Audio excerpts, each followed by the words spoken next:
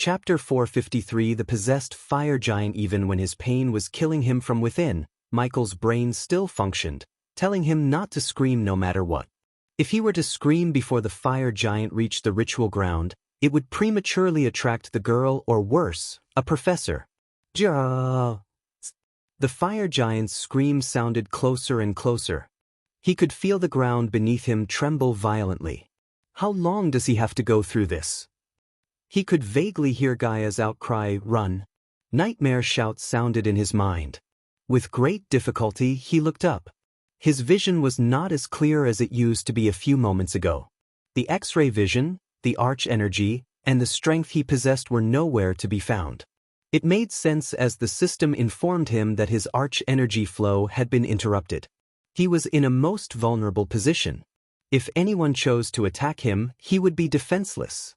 Even a foundation stage cultivator with a dagger could end his life, let alone a fire giant of soul refining stage level 8. The girl who slew the mountain troll was at fusion stage level 2. If his guess was correct, the fire giant would reach the fusion stage after merging with the third piece of the soul. He felt a scorching hot smoke brush past him. The splitters came flying from the broken trees, causing several cuts on his face. His blood slowly painted his face red. What stood before him was a fire giant standing over 5 meters tall. It was a thick-limbed humanoid with deep crimson-red skin. Its eyes were sunken into their sockets, glimmering in golden yellow. The giant's hair resembled fire, disorderly with streaks of orange and yellow, whereas its claws and teeth resembled fire-blackened steel. Despite their physical form, fire giants possessed the intellect of a human. Hence, when it saw glowing crimson-red chakra, the giant realized that it stepped into a trap. However, instead of backing off, it charged forth, targeting Michael. "Now release!" Eladir shouted the moment the giant stepped into the chakra. The shout was directed at Michael, and he knew it. "Argt!" His scream was ear-piercing. The sound-absorbing array Eladir absorbed the scream and prevented anyone from the castle from hearing it. The human part of his scream quickly turned demonic. "Knew it!" A demonic voice shouted within him. It rendered everyone, including the fire giant, stunned. Powerful sound waves shot out of Michael and pushed everyone around him several steps backward. Eladir was dazed by the power. Something little such as a shout contained enough force to crush a body-refining stage cultivator. He could not even fathom the power he would possess after reaching his full potential. Steady herself, she saw an ethereal figure resembling Michael's Lucifer form arising from within. This _content is taken from L-World. "Seek, get." Michael grabbed his head as blood started to seep through his eyes. For the first time, he saw the third persona manifest. A ghostly chain was still connecting the both of them. Michael grabbed the chain as his lips curved upwards.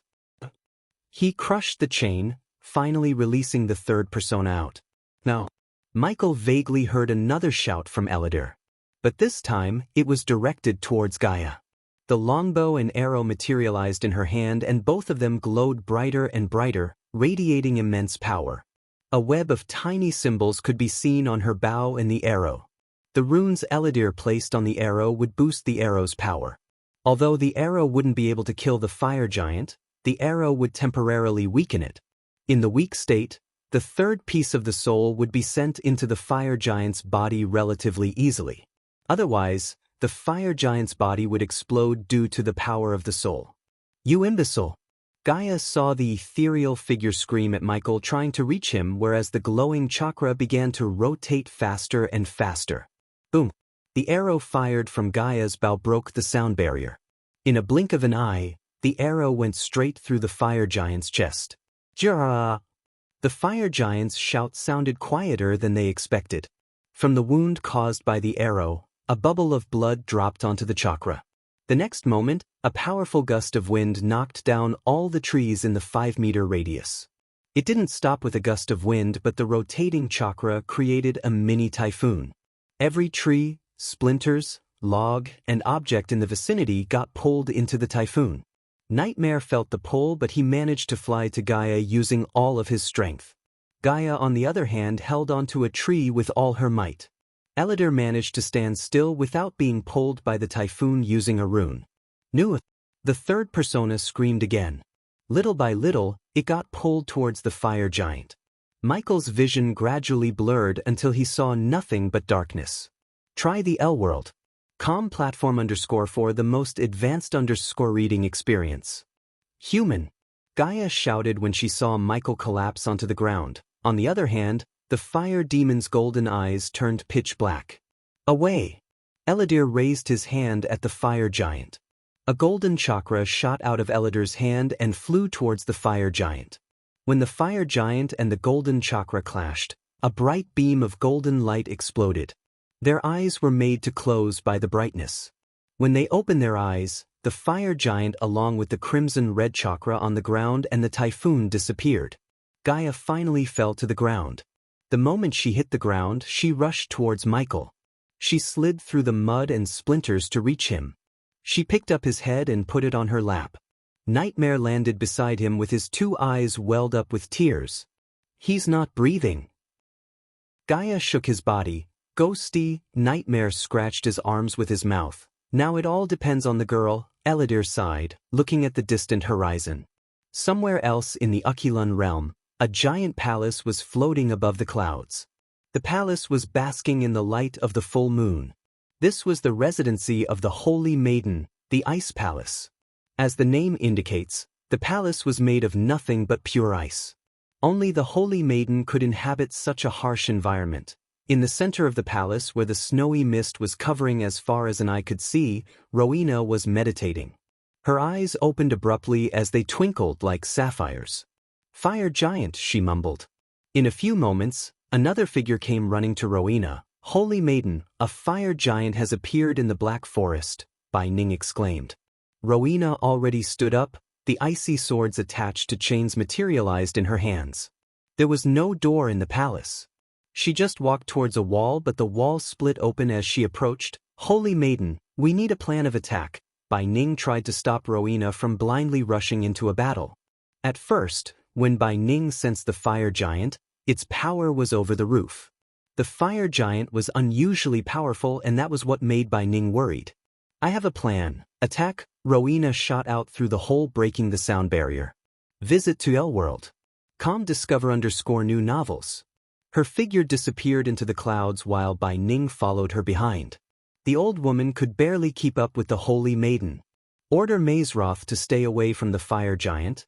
It was the last thing Bai Ning heard before Rowena's figure completely disappeared from her sight. Rowena was flying like a bullet towards the Black Forest.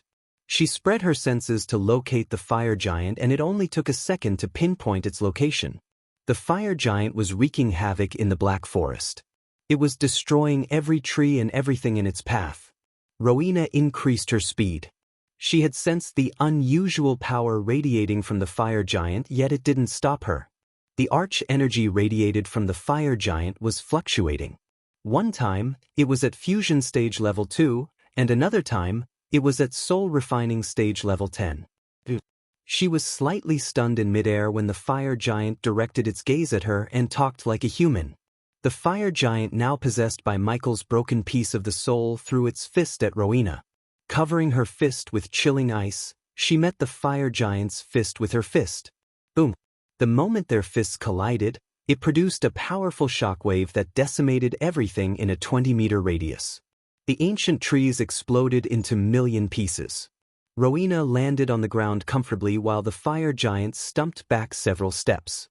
Rowena cracked her knuckles. The fire growled angrily before steadying itself. There was at least 10 meters distance between them. For a few seconds, neither of them made a single move as they just stared at each other. Regardless of her puny form, the fire giant did not dare to underestimate her. After all, the soul piece posing the fire giant was part of Michael and inherited his intellect. Therefore, instead of rushing into the battle like Big Dumb, it looked around, planning in its mind. In Rowena's mind, she had gone through hundreds of scenarios of their battle. Although she won the battle in many of the scenarios, she still didn't underestimate the fire giant because of two reasons. First, she had no clear idea about the fire giant's abilities. Of course, she studied about the fire giant, but something told her that this fire giant was different from the ones she read about. The second reason, the energy being radiated from the fire giant wasn't purely arch-energy, it was something much more powerful. Try the L-World. Com platform _4 the most advanced reading experience. After several moments of staring at each other, they finally started to run toward each other. From the distance, Victoria and Edith were looking at the fire giant along with all the other students. Every single one was woken up by the sound and came to the balcony to witness the battle. Unfortunately, they could only see the head of the fire giant but not Rowena due to the physical forms. "Let's dance!" With a battle cry, Rowena jumped into the air raising her fist. Chapter 454 The cold flames. A trail of icy mist could be seen appearing around Rowena. On the opposite, the fire giant left a trail of blazing fire. It was not only the fight between Rowena and the fire giant but also the battle of ice and fire. The frost blades disappeared from her hand as she threw her fist to meet the fire giant's fist. Boom! The shockwave shot out from the collision of their fist, destroyed everything around them. The fire giant was pushed back several feet, but Rowena remained still.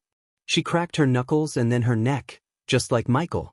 "Something is controlling the fire giant," Rowena mumbled. The oversize of the fire giant put the third persona at a disadvantage. To harm Rowena, it needed to land a hit on her, but before the giant could raise his fist, she could hit the giant several times. Therefore, the third persona changed the battle tactic. Just like before, the fire giant moved toward Rowena, seeming not to have any battle plan. Rowena remained still, waiting for the fire giant to punch her.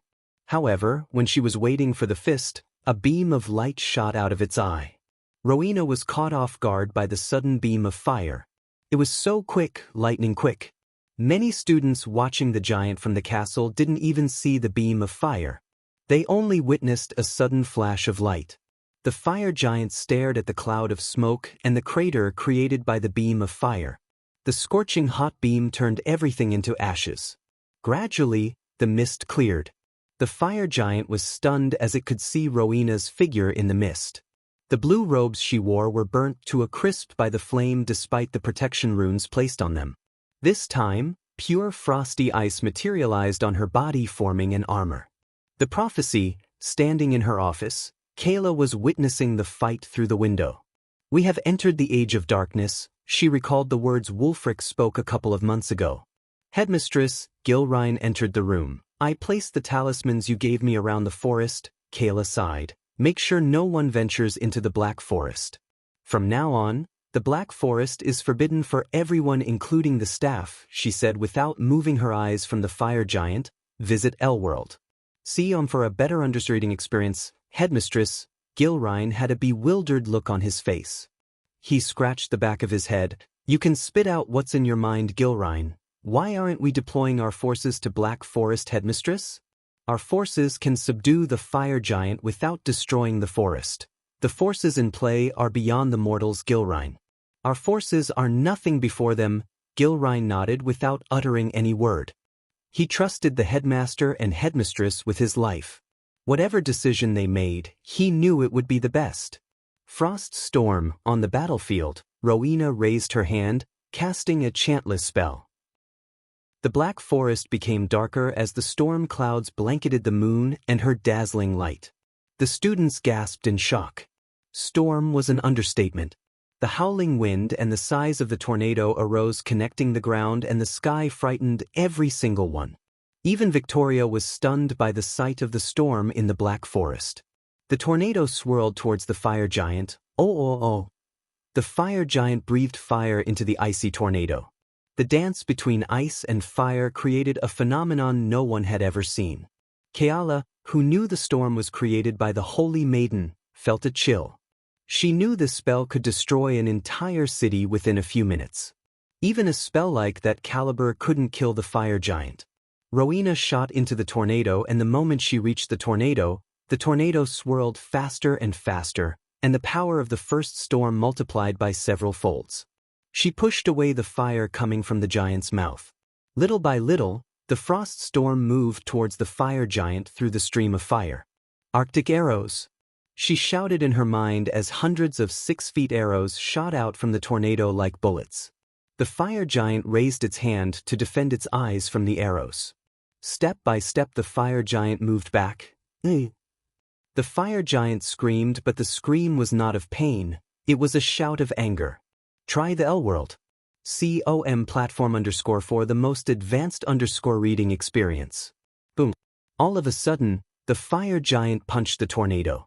Rowena's body was thrown into the swirling force. Before she could steady herself, the fire giant embraced the tornado. The fire giant tightened the embrace as the tornado began to form cracks. Annoying bug, Rowena heard the fire giant speak to her in a demonic voice. Slowly the tornado turned darker and darker. The white frost took a turn to the opposite and transformed to pitch black. Rowena raised her hand, trying to move the tornado forward while dispelling the dark energy invading her spell. Her nose bled as her skin became pale as a paper. Holy Maiden, by Ning, who was witnessing the battle from a secluded room in Mazeroth, murmured under her breath. She could see the dark energy weakening Holy Maiden's energy. It felt as though the fire giant was drawing the blackness around it to get stronger. She could vaguely see unknown dark energy being absorbed by the fire giant from the sky itself. Rowena stopped powering the tornado. Within a few moments, the stormy clouds perished from the night sky. Yet again the full moon showered the ground with her light. Unexpectedly, when the light was shone on the fire giant, it grew weaker. Rowena noticed this by seeing the flicking eyes of the fire giant. When the tornado evaporated, the giant lost its balance. It stumbled forward only to receive a giant fist made of ice to its face. The icy mist enveloped the area, and when Rowena emerged from the icy mist, her eyes were glowing. The students were able to see Rowena now as she was floating, and her figure was growing in size rapidly. The armor covering her body enlarged. In a few minutes, she was in the center of a giant made of ice. Thus, the battle between a human and a fire giant turned into a battle between two giants. Only a few minutes passed when the ice giant grew to the size of the fire giant. Ice mirrors. Rowena noticed the fire giant's weakness to light. So she cast a spell that formed hundreds of mirrors made of ice around them. All the mirrors appeared in the angel to reflect and focus the moonlight onto the fire giant. Even in the face of hundreds of mirrors shedding light onto it, the fire giant stood still. The third piece of the soul was the soul piece of the Dark Lord after all. The fire giant began to smash the mirrors in the sky. The power of the moonlight was the reason Eladir chose this particular day. On any other day, defeating the fire giant would have been near impossible. The fire giant violently smashed the mirrors faster than Rowena created them. Looking at the fire giant getting close to her, she yet again raised her hands towards the sky. Then she called for the most powerful weapon in her arsenal. Updated_@Elworld. I call forth thy coldest flames in the universe. A gush of frosty wind immediately surrounded Rowena's body. An invisible force pushed the fire giant and put out the flames around them. Then, a layer of frost layered everything within a mile radius. From the sky itself, a stream of blue flames flew to Rowena, taking the shape of a winged woman. Primordial flame. Victoria immediately recognized the phenomenon as the primordial flames, while the other students were gawking at the sky startled. The cold flames, Edith mumbled. For the first time, the fire giant's pitch-black eyes flickered, and Rowena sensed an aura of distress from whatever possessed the fire giant. Victoria never believed the primordial flames possessed a mind of their own, but when she saw the flames escaping from her and now it had chosen an extremely powerful cultivator as its master, she believed the tests were true. She thought having cosmic energy would let her absorb the primordial flames. Destroyer, directly above the fire giant, a giant sword that was triple the size of the fire giant materialized. The frost-covered sword hung above the fire giant as the primordial flames coiled around the sword like a dragon. The sword gradually grew in size to the point it made the fire giant look puny as an ant. Shit! The fire giant mumbled as the sword descended on itself. Boom! When the sword landed on the ground, it created a mushroom cloud as though a nuke went off. The shock wave shook even the castle as many students were thrown off balance. Rowena lost all her strength. Hence, she fell from the sky. She slowly lost consciousness. The battle took everything in her, and before she closed her eyes, she saw a golden light flash across her eyes. Bai Ning teleported to where the battle was happening. She caught the holy maiden in the mid-air before she hit the ground. A deep dark line formed on Bai Ning's forehead as she saw no signs of the fire giant. She spread her senses to locate the giant but found no living beings in the near vicinity. The vital signs in Rowena's body started to diminish, so Bai Ning didn't dare to linger around or go search for the remains of the fire giant. Her first priority was to make sure Rowena was alive and well. After the battle between Rowena and the fire giant concluded, the desolate mountain where Eladir was imprisoned received guests again. Keep him still, updated _ Elworld. See, Michael's body was violently trembling. Gaia's clothes were drenched in the blood gushing out of Michael's mouth, ears, nose, and eyes. The fire giant was lying beside him badly mutilated. Its hands and lower half were missing. They were evaporated by the cold flames. Eladir was quick enough to save the fire giant before the cold flames destroyed the soul piece. He never expected Rowena to possess a primordial flame. Each piece of the soul was connected. Because the cold flames damaged one piece of the soul, the others residing within Michael began to respond to it. One piece couldn't survive without the other. Therefore, the other soul pieces tried to leave his body. In simple words, he was dying and he would die unless Eladir put his soul back together again. Chapter 455 Michael, Lucifer and Abra's Michael was dozing in a place where golden reeds expanded as far as one could see. A golden ray of light shone down, piercing through his eyelids. His eyes as well as the tip of his index finger slightly moved. He couldn't open his eyes with ease as it felt as though his eyelids were glued together. Little by little, his consciousness returned to him. The darkness before him slowly shifted towards a golden light. Everything that happened before he lost consciousness returned to him. The last thing he remembered was the face of Gaia. The memories abruptly awakened him. Suddenly the breath of life returned to him as he sat up. As far as he could see, there was nothing but golden reeds. Is this heaven? He thought in his mind while getting back to his feet. He tried to summon the system except there was no sign of the system within him. I wish, a kind voice sounded from behind. Michael turned back in a flash to see a black-robed youngster who wore a gentle smile on his face. Abras, the one standing in front of him, was none other than Abras. Michael and Abras looked alike except Michael's current self was more mature, tall, and muscular. Michael, Abras smiled. Beautiful, isn't it? Abras looked around the golden reeds. What's happening? Michael stepped towards Abras and joined him in the sightseeing. Countless questions wreaking havoc in his mind. Where am I? What is this place? How am I seeing Abras? Why does this feel so real? Is this a dream? Am I dead? These were some of the questions he asked himself. Are you confused, Michael? When I learned we are the same person, I was confused too, Abras spoke in a calm manner, but I made peace with you. We became one and we were one until you chose to become the Dark Lord. But we didn't make that choice, it was made for us. Otherwise, we wouldn't be here, would we? Visit Elworld. COM for a better reading experience. It was extremely difficult for Michael to accept that Abras and he were the same person. It didn't feel that way. Until you make peace, we will remain as pieces, Abras said as he read Michael's thoughts. Peace? Peace with what? Asked Michael. He turned his head to see Abras still looking at the ocean of golden reeds in front of them. You and I are the same. The moment these words escaped Abras' mouth, the golden scenery lost all of its lusters.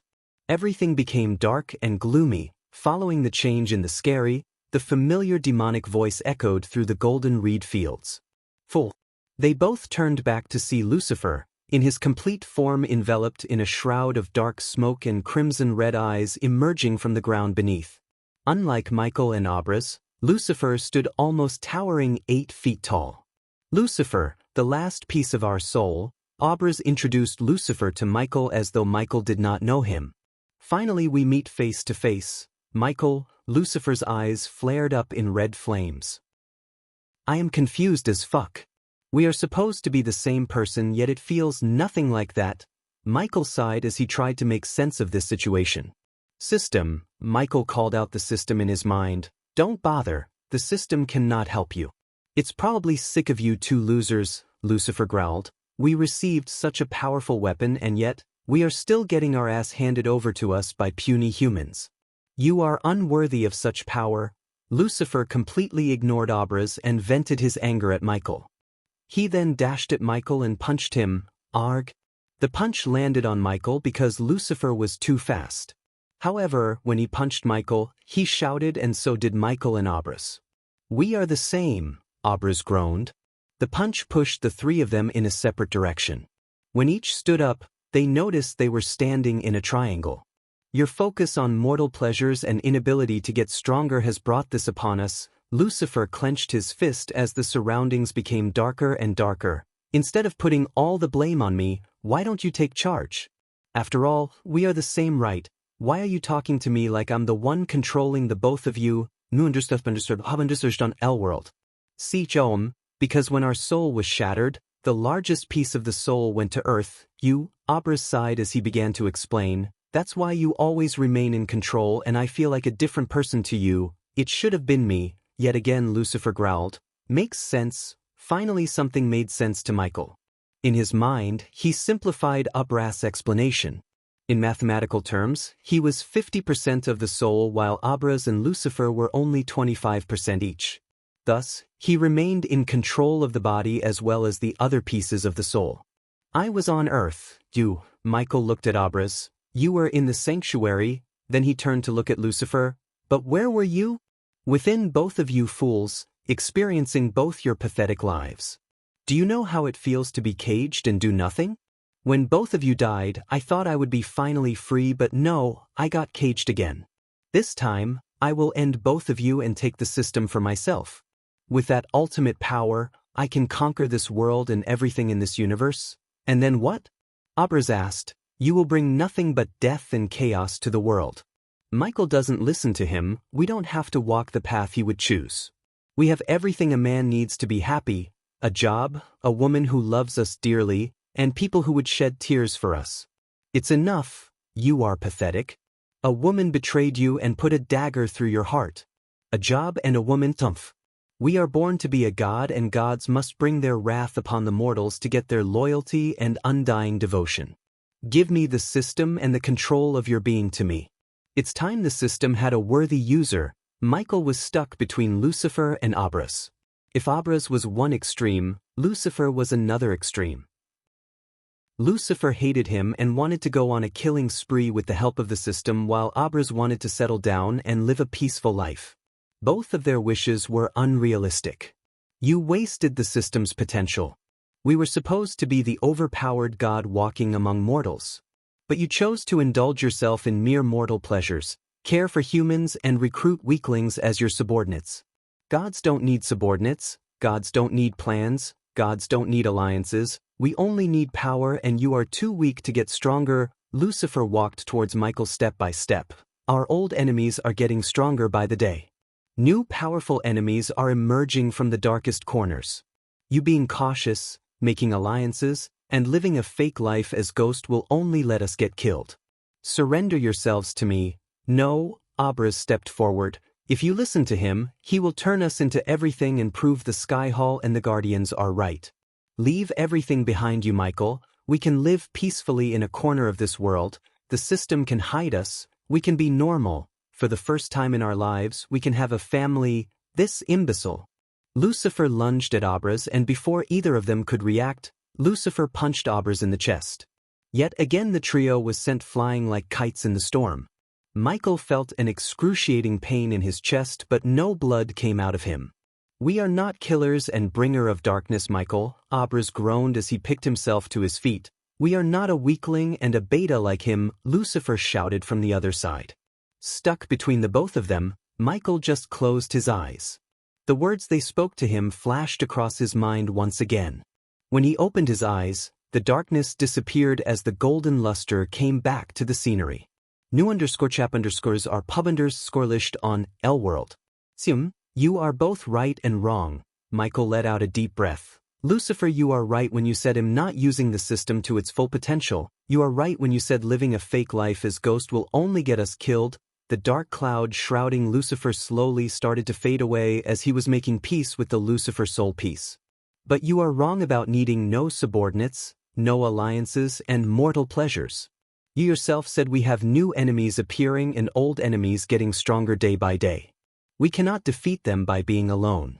I am not a god yet, and even gods need subordinates to do their bidding. Lucifer tried to say something but raised his hand as no sound came out of Lucifer's mouth. As the majority soul holder, Michael started to fully realize his power and exerted his power over Lucifer. He then turned his gaze at Abras. You are right, we are not bringer of darkness. I found a girl who loves me more than anything. But you are still naive, Abras. We can't live peacefully, not now, not soon, not ever. You did nothing wrong and look what happened to you. You were betrayed. Your mistake cost you everyone you ever loved. When I'm done, no one will be in our way to a life you've dreamed of. Both of you will get what you want. Michael exerted his power over both of them. He raised his arms at both of them as a powerful force pulled Lucifer and Abras towards Michael. If we don't come to peace with each other, neither of us will live long to get anything we want. I only want a peaceful life. Abras was the first to speak. The gentle smile on his face returned and he looked to be at peace. I want our enemies to suffer, this world to fall on its knees before us and everything we desire. Lucifer's tone was more demanding rather than requesting. It made sense, after all, he was more of a maniac and devilish. We are the same. No more broken pieces. We are Michael. We are Abras. We are the Dark Lord.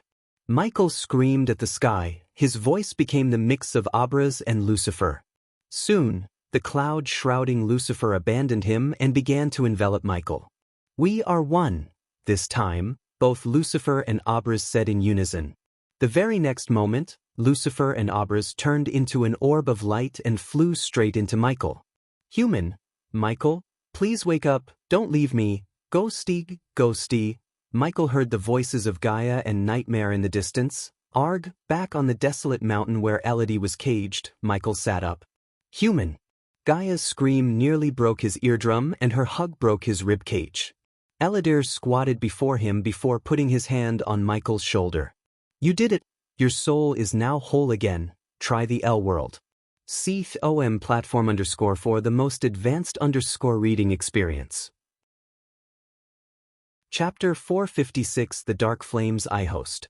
Michael cultivation level. Core strengthening stage. Level 6 experience points. 0/600, 000 badass points. 60,000, 40,000 badass points loan. Skills and spells.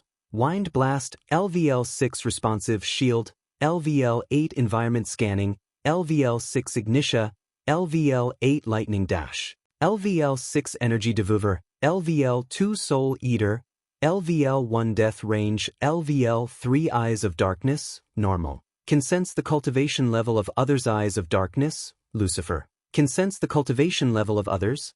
Can see through illusions cloud of darkness, Lucifer. Weak-willed enemies will lose their courage completely and surrender. Death range will be 50% more powerful, and if activated in darkness, the host's cultivation level will be boosted 4 levels up regardless of the stage barrier. Wordless spellcaster, Lucifer. In full Lucifer form, the host just has to think of the spell to cast it. Techniques: Swords of Destiny, 98% Mastery Ring of Fire, 88% Mastery Serpent Maga, 97% Mastery Occupation. Core Disciple of Sunrise Sect, the Guardian of Sunrise Sect, Lord Lucifer of the Abyssal, the Dark Lord, King of Bradford. Status: Healthy goals. Control the world, rebuild the Order of Death Scarpus on the L world. COM platform. Utility function: Banker, LVL5, ratio, 1000 gold coins, 40 badass points, runic teleportation X-ray vision, also integrated with Eyes of Darkness, wealth, 15 million gold special trait, 5-star alchemist, 4-star inventor subordinates, Gaia, warrior, loyalty level 100%, Raylene, 5-star chef, loyalty level 99%, Arya, assassin, loyalty level 68%, Heinberg, warrior, loyalty level 45%, Maxine, warrior, loyalty level 98%. Tiberius, warrior, loyalty level 55%. Sadie, loyalty level 40%. Ricky, loyalty level 98%. The Silent Reaper crew, pirates, loyalty level 90%. Base of operation, Sunrise Sect, the Abyssal, the Crypt Kingdom of Bradford Familiars. Nightmare, Forest Dragon, Vidora, Three-Headed Hydra, Elemental Manipulation. Wind, 10% Mastery. Fire, 10% Mastery. Lightning, 15% Mastery. Darkness, 20%. The moment he woke up, he was taken into the system interface and presented with the status window where he noticed a couple of changes.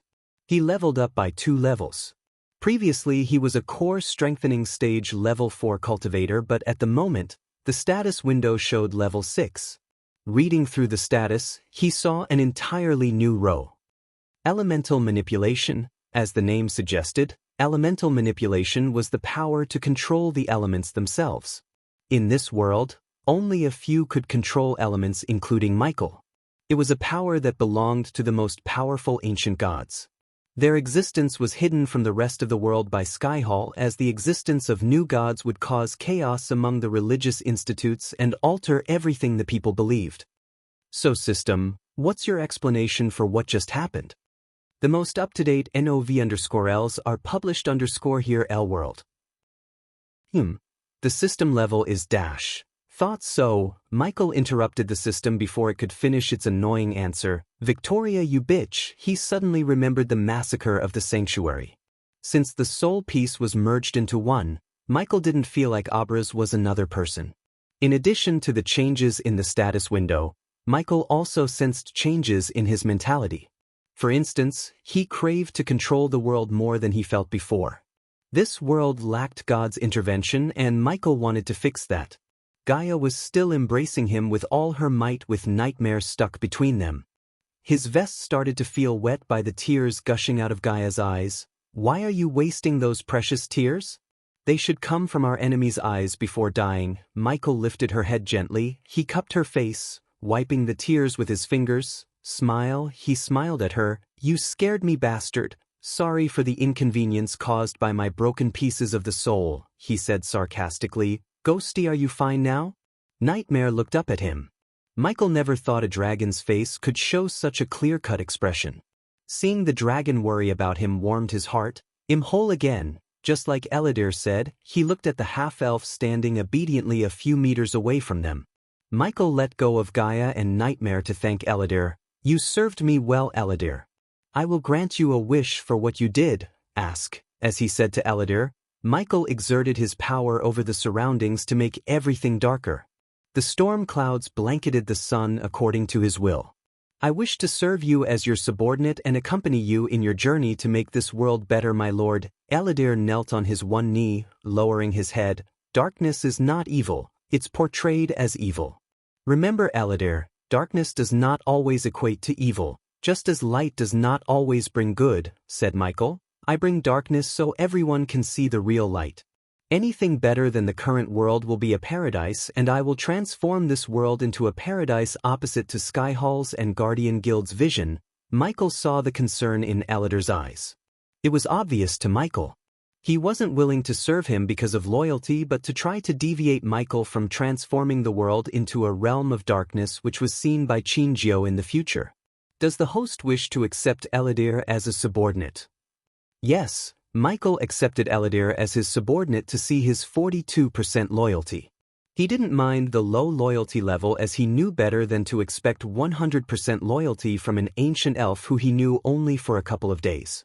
Rise. Michael gestured at Eladir as he stood up. We should get out of here. Gaia wanted to ask more about how he merged the soul pieces, but before that, she wanted to leave this pocket dimension.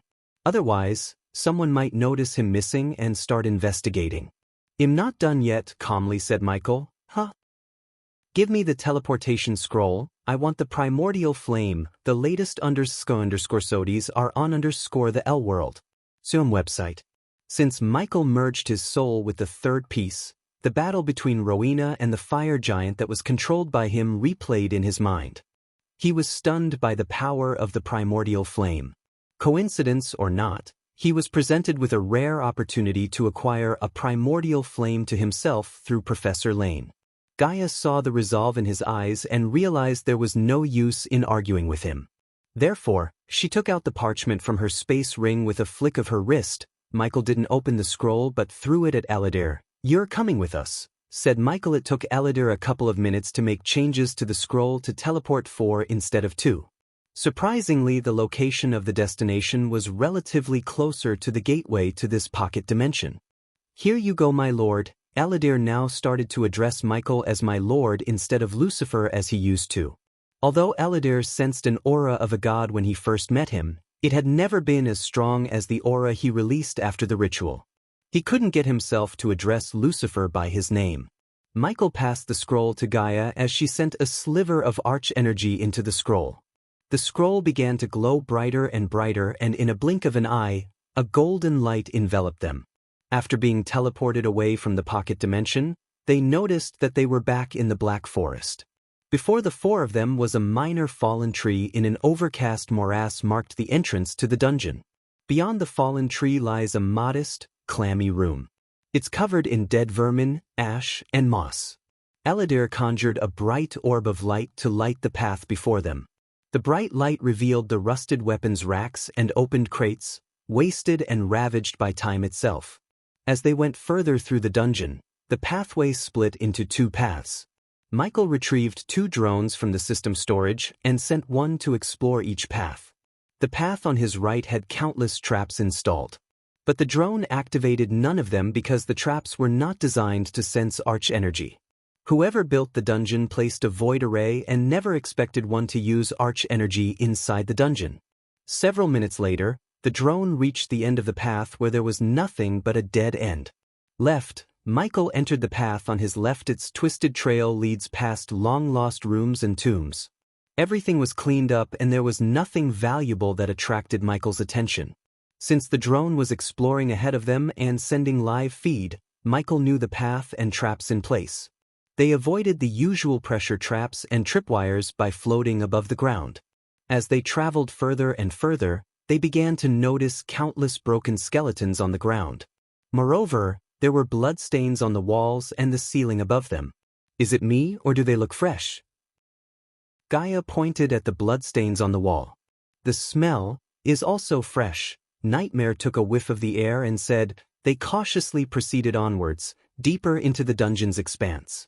Despite the various passages opened up to them, Michael led them through the correct one thanks to the drones. The various passages all looked so similar as this whole place was a maze. They eventually made it to what is likely the end. Only a ground filled with skeletons, broken limbs, and dead bodies could be seen between them and a single room at the end of the hall. Eladir sensed countless runes all around, somehow untouched by time and the elements. Gaia, on the other hand, waved her hand as the remains of skeleton soldiers floated towards them from the ground. She inspected the deep cuts on their bones as well as the scorched marks that almost burned the bones to ashes. The primordial flame. Her inspection was abruptly interrupted by the words that came out of Michael's mouth. The drone he sent to explore the room at the end of the hall was destroyed the moment it entered the room, but not before sending him a millisecond feed of the room where he saw something magnificent. Pitch-black flames. The flames, their beauty was beyond any words. They danced in the air as though they were waiting for someone to be partnered with. It was weird of him to feel like the flames were calling for him.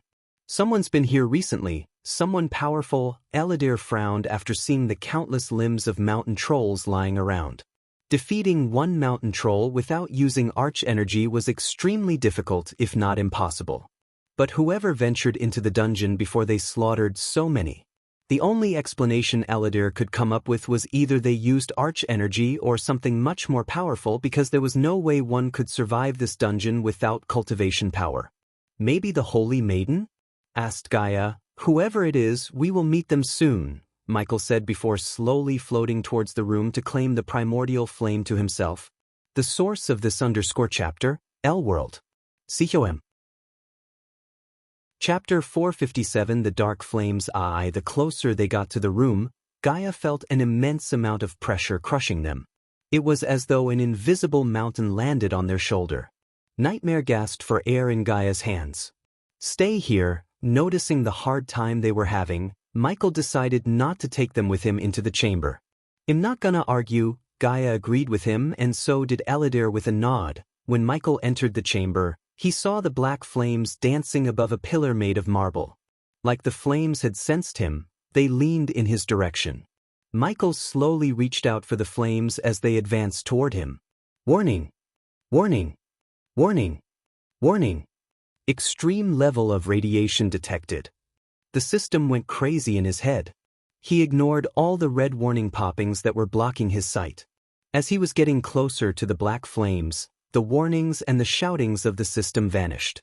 Does the host wish to absorb the dark flames? The system asked when he was just a few inches away from the flames. Yes, Michael touched the flames, and the moment the flame and his fingers met, a wave of energy surged over him, wave after wave. The flames seeped through his hand into his very being. He felt like he was being struck by thousands of lightning bolts simultaneously. But instead of pain, it was a feeling of comfort. Absorbing the dark flame. Activating the energy devourer. Experience points converted 50,000. Experience points converted 100,000. You can find the rest of this content on the TL World. COM platform. Experience points converted 70,000. The energy devourer continued to transform the excess energy into experience points.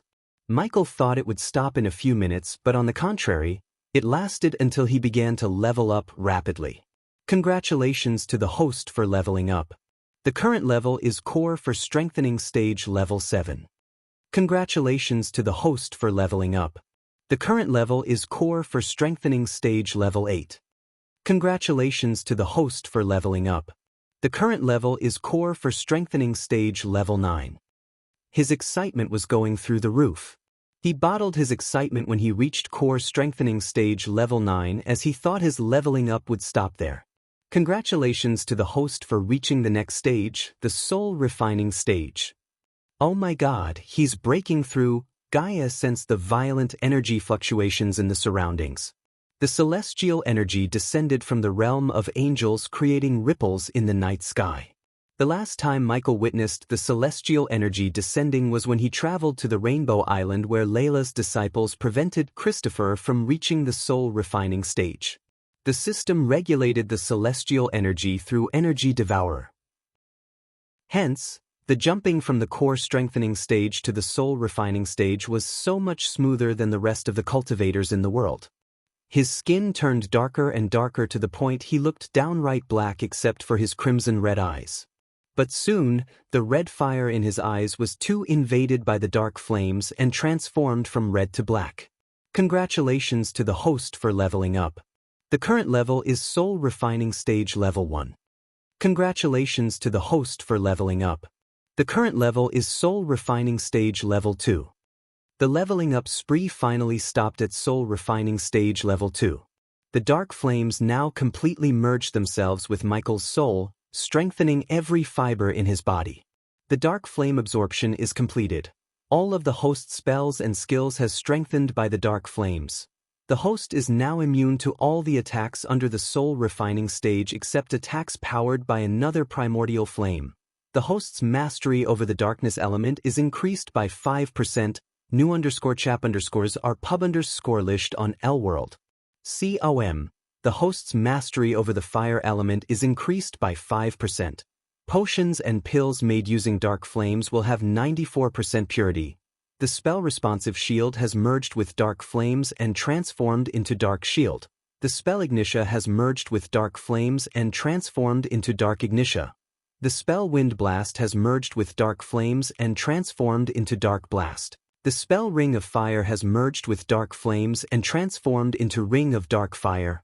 All these spells were powered up by the dark flames and became much more powerful. All these changes transformed him from a mortal cultivator to a god-like existence. Anyone under the soul refining stage would have no chance of defeating him even if they used legendary spells. He could kill them with a single spell in his normal form, and if he was in his full Lucifer form, it would only take him a punch to destroy his foes. Moreover, in his complete Lucifer form he could defeat anyone in the soul refining stage and had the chance to defeat cultivators under fusion stage level 3. The dark flames was one of the power seeds of darkness. Every time he obtains a seed of darkness, his power would grow exponentially. No one in this world knew the existence of these power seeds, and just like the seeds of darkness, there existed the seeds of light. In the race to get the seeds, Noah already obtained heaven's flames. By absorbing the dark flames, Michael now equalized odds. However, compared to Noah, Michael was on the next level in terms of power because Michael obtained the primordial flames of his source power, darkness. Noah on the other hand absorbed heaven's flame, not the light flame. Hence, he didn't go through the change as Michael did. "This feels good," Michael grinned as he conjured the dark flames. The majestic dark flames danced over his palms. Then in a blink of an eye, the flames turned emerald green. He could now change the flames to his will. "Human," just as he was about to see what else he could do now, Gaia called him. He walked out of the chamber only to see the skeletons as well as the dead bodies reanimating again. In a couple of minutes, hundreds of skeleton soldiers and almost 20 mountain trolls stood in front of them. The dungeon expanded in size to accommodate all the trolls and the skeletons. Gaia could crush the skeletons no problem, but the trolls were the real threat. Even with her cultivation, if the trolls managed to get their hands on her before she cast spells, she was as good as dead. Edlider felt the same, except he had no core strengthening stage cultivation. If he were to fight the army of skeletons in front of him, even with his runes, he could survive the dungeon for a few minutes top. Due to the army of skeletons and trolls in front of her, Gaia had no time to be stunned by his breakthrough into the soul refining stage. The sight of hundreds of skeletons and trolls didn't scare him the slightest. On the contrary, it put a grin on his face. Visit L-World. Com, for the best experience, stay back, Michael said calmly before walking towards the skeletons and the trolls. Immediately the skeletons standing in front rushed at him, waving the rusty swords in their hands. Dark blast, Gaia witnessed a dark crescent wave shoot out of him, blasting the skeletons to pieces. Everything the dark wave touched burned to oblivion. With a single spell, Michael decimated at least 30 skeleton soldiers, and he didn't even use his full power. Lightning dash. In a flash, he dashed to the center of the army. Ring of dark fire. Before the skeletons and trolls could react, he cast another spell. A circle of dark flames shot out of him, scorching everything around him in a 5-meter radius. It didn't stop at that, as the ring continued to send towering waves of dark flames. The flames burnt the trolls to ash like dried sticks. Unfortunately, these skeletons and trolls had no arch energy in them. Otherwise, he would have earned enough experience points to level up yet again. Still, Michael wasn't disappointed. They proved to be good dummies to test his evolved spells. The display of his power left Elidir in a daze. Each of his spells had the power to rival the most powerful legendary spells. They were not as fancy as some but deadlier than most. In a few minutes, he had burnt almost 200 skeletons and 20 trolls. The most powerful spell in his arsenal turned out to be Ignitia. Merged with dark flames, the golden lightning bolts turned into bolts of black lightning. Each bolt blasted through the skeletons and burst open the trolls' heads into red mist as though they were melons. Half of the army had been reduced to ashes. At this point, Gaia wasn't even surprised by his power. Now time for my full form. Michael willed the system to equip his Lucifer armor, activate Cloud of Darkness as well as Eyes of Darkness, which flared up in black due to the dark flames instead of crimson red. The dungeon fell dark all of a sudden. The remaining skeletons and the trolls rushed at him mindlessly. They had no strategy or fear, as they were just animated corpses that had a single purpose: killing the intruders. Death range. The dungeon became darker as Elidir noticed a black circle expand from him, wrapping everything in its path. Ring of dark fire. This time when he cast the spell, the dungeon trembled. The ring of dark flames was more violent, like surging tsunami waves. Elidir and Gaia heard unearthly vibrations as well as sensed the energy pulsating in the dungeon. Boom. One single wave, only one single wave. Every skeleton and troll was reduced to nothingness. Not even ashes remained after the dark flames brushed past them. Visit Elworld. For a better user experience, this is my true power, Michael mumbled under his breath. Even he was startled by his own power. Thinking that he only used 20% of his power and didn't enhance the spell further with celestial energy made him feel sorry for his enemies. Ghosty is scary, Nightmare's eyes went wide open. In the corner of his little heart, a sliver of fear emerged just like Eladir. Chapter 458 Pirate Heaven. Aiden inside the Ice Palace. Rowena meditated with her eyes closed. Her eyes slowly opened when she sensed Bai Ning approaching her. Bai Ning waved her hand as the mist shrouding the room faded away, revealing the empty room built of cold ice.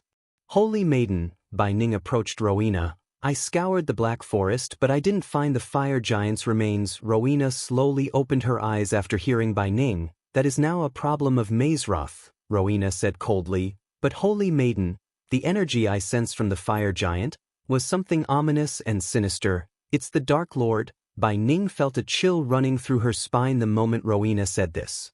She suspected it. Still, it was shocking to hear from the Holy Maiden.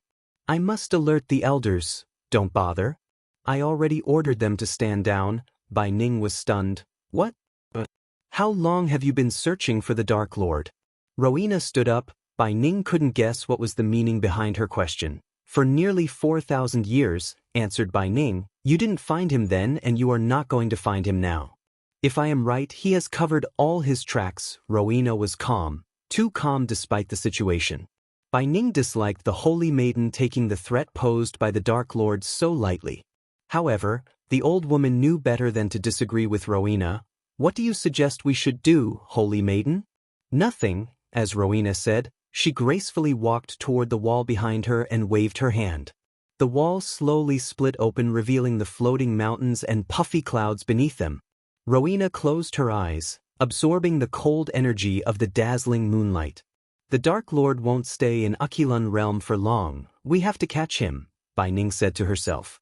When the time comes, we will meet the Dark Lord. The most up-to-date NOV_Ls are published here Elworld. See, Rowena would rather focus on getting stronger than wasting her time looking for the Dark Lord. It was not her job but the Great 8 clans. She approached Bai Ning and then flicked her wrist as a golden parchment appeared in her hands. The scroll looked exactly the same as the invitation to Mazeroth that Ghost received. Mazeroth has chosen Sabrina. Send this to her. Rowena handed over the parchment to Bai Ning. Holy Maiden, if I may, can I ask you something? Rowena nodded at Bai Ning. Your brother was also chosen by Mazeroth, but why didn't he come? Because I told him not to. Not yet. Bai Ning was stunned. Do you remember the assassins you brought me, Bai Ning? Bai Ning began to sweat under her robes despite the chillness of the room. An oblivious spell was cast on them. Oblivious spell? Bai Ning's brows arched up. The oblivious spell was created by Qinjiao herself. This spell could only be cast by someone from Skyhall. Almost 4,000 years ago, Qinjiao invented the spell to forget about the Dark Lord. It was way before Qinjiao mustered the courage to fight back. After she escaped from the future, she desperately wanted to erase the memories of the Dark Lord. Those memories were beyond horrible. With her 3 best friends' help, she created Oblivious, which could erase someone's memories in part or as a whole. However, when she realized the risk of using such a spell, she made sure that only someone from Skyhall could cast the spell. Before disappearing from Akilan realm, Wulfric used the Oblivious spell on Eladir, erasing all of Eladir's memories of Wulfric as well as those who participated in the ritual. Yes. You know what this means, right? Asked Rowena as Bai Ning felt the room becoming colder and colder. The Holy Maiden's eyes flickered with cold, killing intent. Someone from Skyhall, cast it. Each word of these words could barely escape her mouth. Just by thinking about the possibility that someone inside Skyhall may have targeted the Holy Maiden's family rendered her body a living statue. She could not even breathe looking at the Holy Maiden. You wouldn't happen to know who might be this traitor, would you? Rowena placed her hand on Bai Ning's shoulder as the old woman's entire body froze for a moment. Holy Maiden, I want everything about everyone in Skyhall. You have a week. When Rowena took her arm off of Bai Ning's shoulder, the ice layer covering the old woman's body vanished into thin air. "Yes, holy maiden," Bai Ning shuddered. The old woman bowed deeply in fear, and when she was about to turn back and leave, Rowena called her again. New novel __up_ are published here, L World. Siem, Bai Ning, holy maiden. Not a single word about this to anyone. Rowena's words were colder than usual. They made the old woman shiver. "I swear on my life, holy maiden, I won't speak of this to anyone." After Bai Ning left the room, Rowena waved her hand as the wall sealed close. "Whoever you are, you dug your own grave." Rowena's killing intent rose through the roof. More than anything in this world, Rowena loved her family the most. The elders of Sky Hall advised her to cut the ties with her family as a holy maiden should, but Rowena outright refused it. She would destroy anyone who dared to threaten the safety of her family, even if that someone belonged to the Sky Hall. For Rowena, her family mattered more than the Sky Hall or the elders. Cast on the eastern side of a southern continent, the town of Aden was home to pirates led by one of the three pirate lords, Gibby's Blackmane Jet. This town wasn't built by an island by accident, as it had spiritual significance, which was of great importance to the pirates of Aden and its success despite the myth that pirates didn't give any importance to spiritual well-being. The town itself looked hideous and striking at the same time. With its willow wood rooftops, redwood walls, and white, sandy beaches. The main attraction was the lighthouse, which was built 21 years ago and designed by the elves. The pirate population in Aden grew to over 2,000 residents, quickly outnumbering the 100 or so original law-abiding citizens. This once port city belonged to the Royal Navy of Ar had quickly grown lawless and became an exciting mecca for criminals, escapees, former slaves, and mercenaries. In simple words, Aden was the safe haven for all the pirates in the southern continent, where they lived as freemen doing whatever they wanted to plunder whoever they wanted. The sea was calm under the morning sun. Everything was going on as usual in Aden. Some pirates were sunbathing after drinking a little too much rum, and some pirates were making their way to the nearby tavern to drink rum after vomiting because they had drunk too much rum. No matter where one turned, they could see the pirates drinking, pissing, and having sex wherever they want, as though they had no idea of privacy or shame. The place was completely lawless, but for the pirates, this place was their republic where the freemen reigned. Among the drunk pirates, only one remained steady. This pirate was barely 4 feet tall, and one would hardly recognize him as a pirate instead of as a kid. Finally, they are here. This little pirate was none other than Shorty. He was sent to Aden as a scout with a few others who were lying God knows where, fully drunk. "Hey look, war frigate approaching. What the hell? What flag are they flying?" Some of the pirates who were not so drunk saw the 5 ships approaching their island and began to wake the others. Old Bertha was gracefully sailing in front like a formidable leader. The name Old Bertha hardly suited her, as now she was fitted with brand new cannons, reinforced black hull, black sails, brand new rudder, as well as 2 mortars, one between each neighboring pair of masts for long-range battle. Behind her were 4 brigades, and they were all sailing in a rhombus formation. Try the L World. So platform_4 the most advanced reading experience. Ding, ding, ding. Shorty heard the bell sounds ring across the island, alerting the rest of the pirates and mainly the pirate captains. "It's Pirate Lord Corey. They are flying Pirate Lord Corey's flags." The experienced pirates quickly recognized the lips and lightning bolt symbol on the black flag. The moment they saw the flags, they knew the ships belonged to Pirate Lord Corey and did not dare to fire the mortars. The residents of Aden quickly arrived at the port to see the 5 ships anchoring. Their eyes were glued to the mean-looking Old Bertha. They had never seen a ship completely painted in black, as pirates considered painting the ships a waste of gold coins. Shorty couldn't wait to join back on Old Bertha. He was getting sick of living in Aden. All one could do on this island was get drunk, and since Shorty quit drinking so he could become a cultivator, he had nothing else to do except watch others get drunk and hump. Nonetheless, he still couldn't join his crew, not yet. Standing under a coconut tree with a few other pirates, Shorty saw Gibson walking out of Bertha, first followed by Tiberius. Shorty was surprised to see Tiberius with Gibson instead of Maxine. "That's her, Pirate Lord Corey, really?" She is scary as fuck. Who is that crippled old man and the guy behind her? Sure, she might hear you. Keep your mouths shut. Don't you know she can kill you with a single look? She is a witch, the pirates began to murmur. Most of them were shocked to see Corey because she was seldom seen outside of her island. Even Blackmane made more appearances to the pirates than her. Hence, when she came to Aden, the pirates were astonished. Moreover, she arrived with only 4 ships rather than with a small fleet. The pirates followed Corey and the men at a safe distance. Most were curious to see the purpose of Corey's visit while some just blindly followed the others. Shorty followed the men to the west side of the island where Pirate Lord Blackmane resided with a couple of his pirate captains. At the moment, Pirate Lord Blackmane went somewhere else taking a small fleet with him, and the one who was staying in Blackmane's castle was another Pirate Lord Vance. The castle was not as majestic as the castles on other continents. It was rather a run-down castle with 5 slim, square towers scattered in a seemingly random pattern. They had been built for an ideal defense and were connected by fortified, heavy walls made of basalt. Their many holes and remnants of siege battle could be seen in the walls.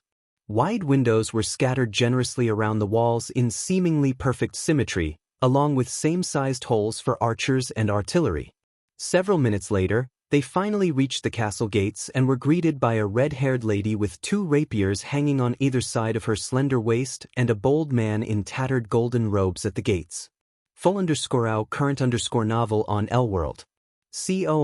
Pirate Lord Corey, what a pleasant surprise, the red-haired lady spoke in a seductive tone. Pirate Lord Vance is eagerly waiting for you inside. The man on the other hand spoke in a rather cold tone, but Corey ignored both of their greetings and strode into the castle to spread the name of their new lord. Chapter 459 Become Lord Lucifer's Pirate Lord. After they entered the castle grounds, Gibson noticed barrels of rum, hay dummies, and cannons being repaired by pirates. Unlike outside the castle gates, the pirates inside were doing some kind of chores instead of being drunk and lying on the sandy ground. There were at least 50 archers atop the castle walls, all glancing at them. If they were to make a single wrong move, hundreds of arrows would riddle their bodies in a blink of an eye. Even if the archers had bad aim, they had the advantage of height. In addition to the archers, several groups of pirates sat in groups around campfires. These groups were the pirate version of patrolling soldiers. While Gibson was counting the pirates, Tiberius looked at the holes and remnants of cannon blasts in the castle walls. He could guess how many siege battles these castle walls must have gone through before submitting to the pirates. In Tiberius' mind, the pirates were wasting the island's potential by just treating it as their one super big tavern. There was no law, order, or even basic hygiene. He remembered Lucifer saying if these pirates were left ungoverned, they would not only be a threat to others but also to themselves. He could now agree with Lucifer's statement.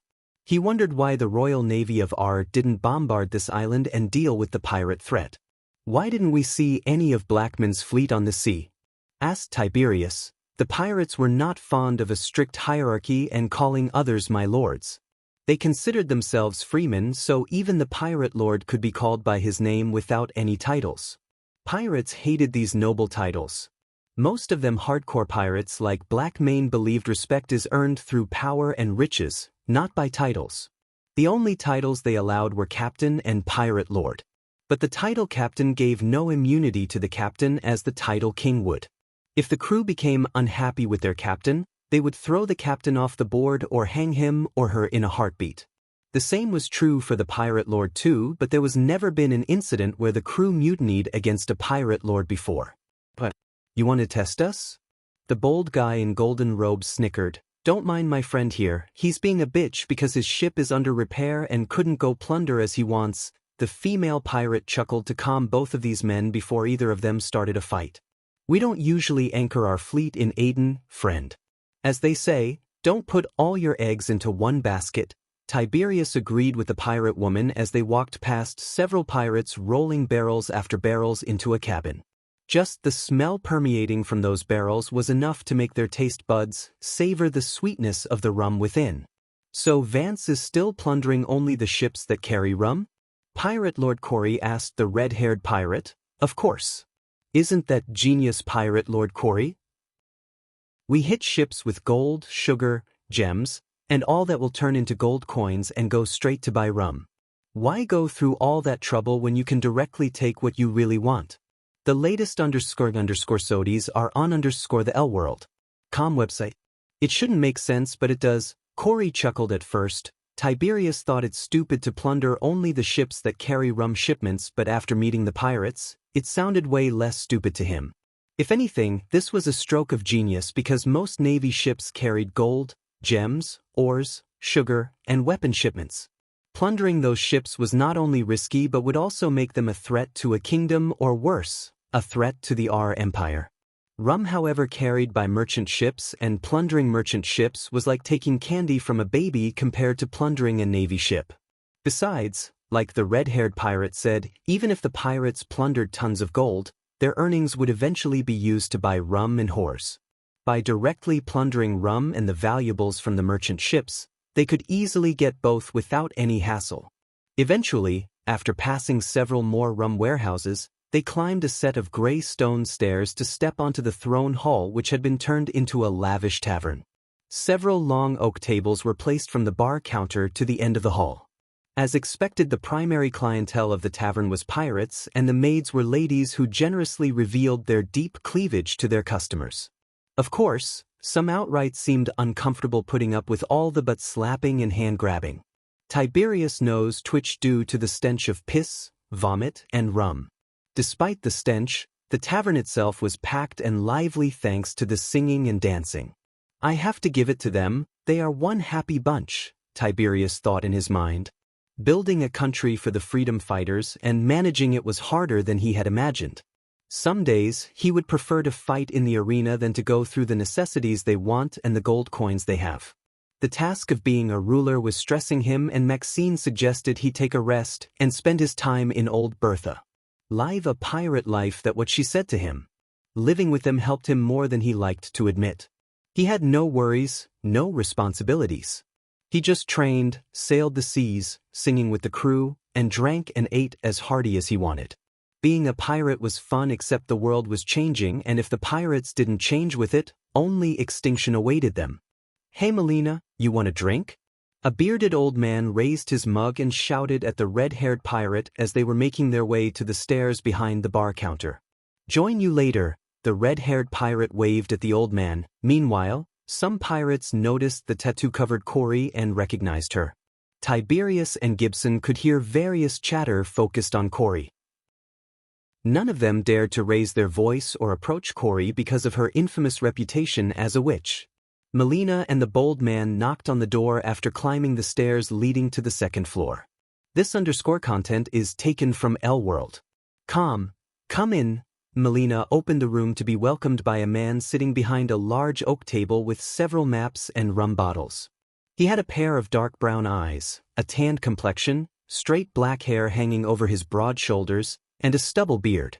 Currently, he was sitting on a chair and drinking with his feet atop the table. A long greatcoat was hanging on the stand near the table, and he was in a dark shirt revealing his chiseled chest and matching gray leather trousers. He also wore a stud earring on both ears as well as a scar that ran across his left cheek. What a fucking surprise! Pirate Lord Corey, here in Aden, outside of Hurwich Island. Just like his look, his thick voice too had a flair of cruelty to it. Go entertain yourselves. Gibson dismissed the crew by sending them to the tavern below with a pouch of gold coins. After the crew left the room, the bold man closed the door as Corey took the chair in front of the table while Tiberius and Gibson sat on the chairs behind Corey.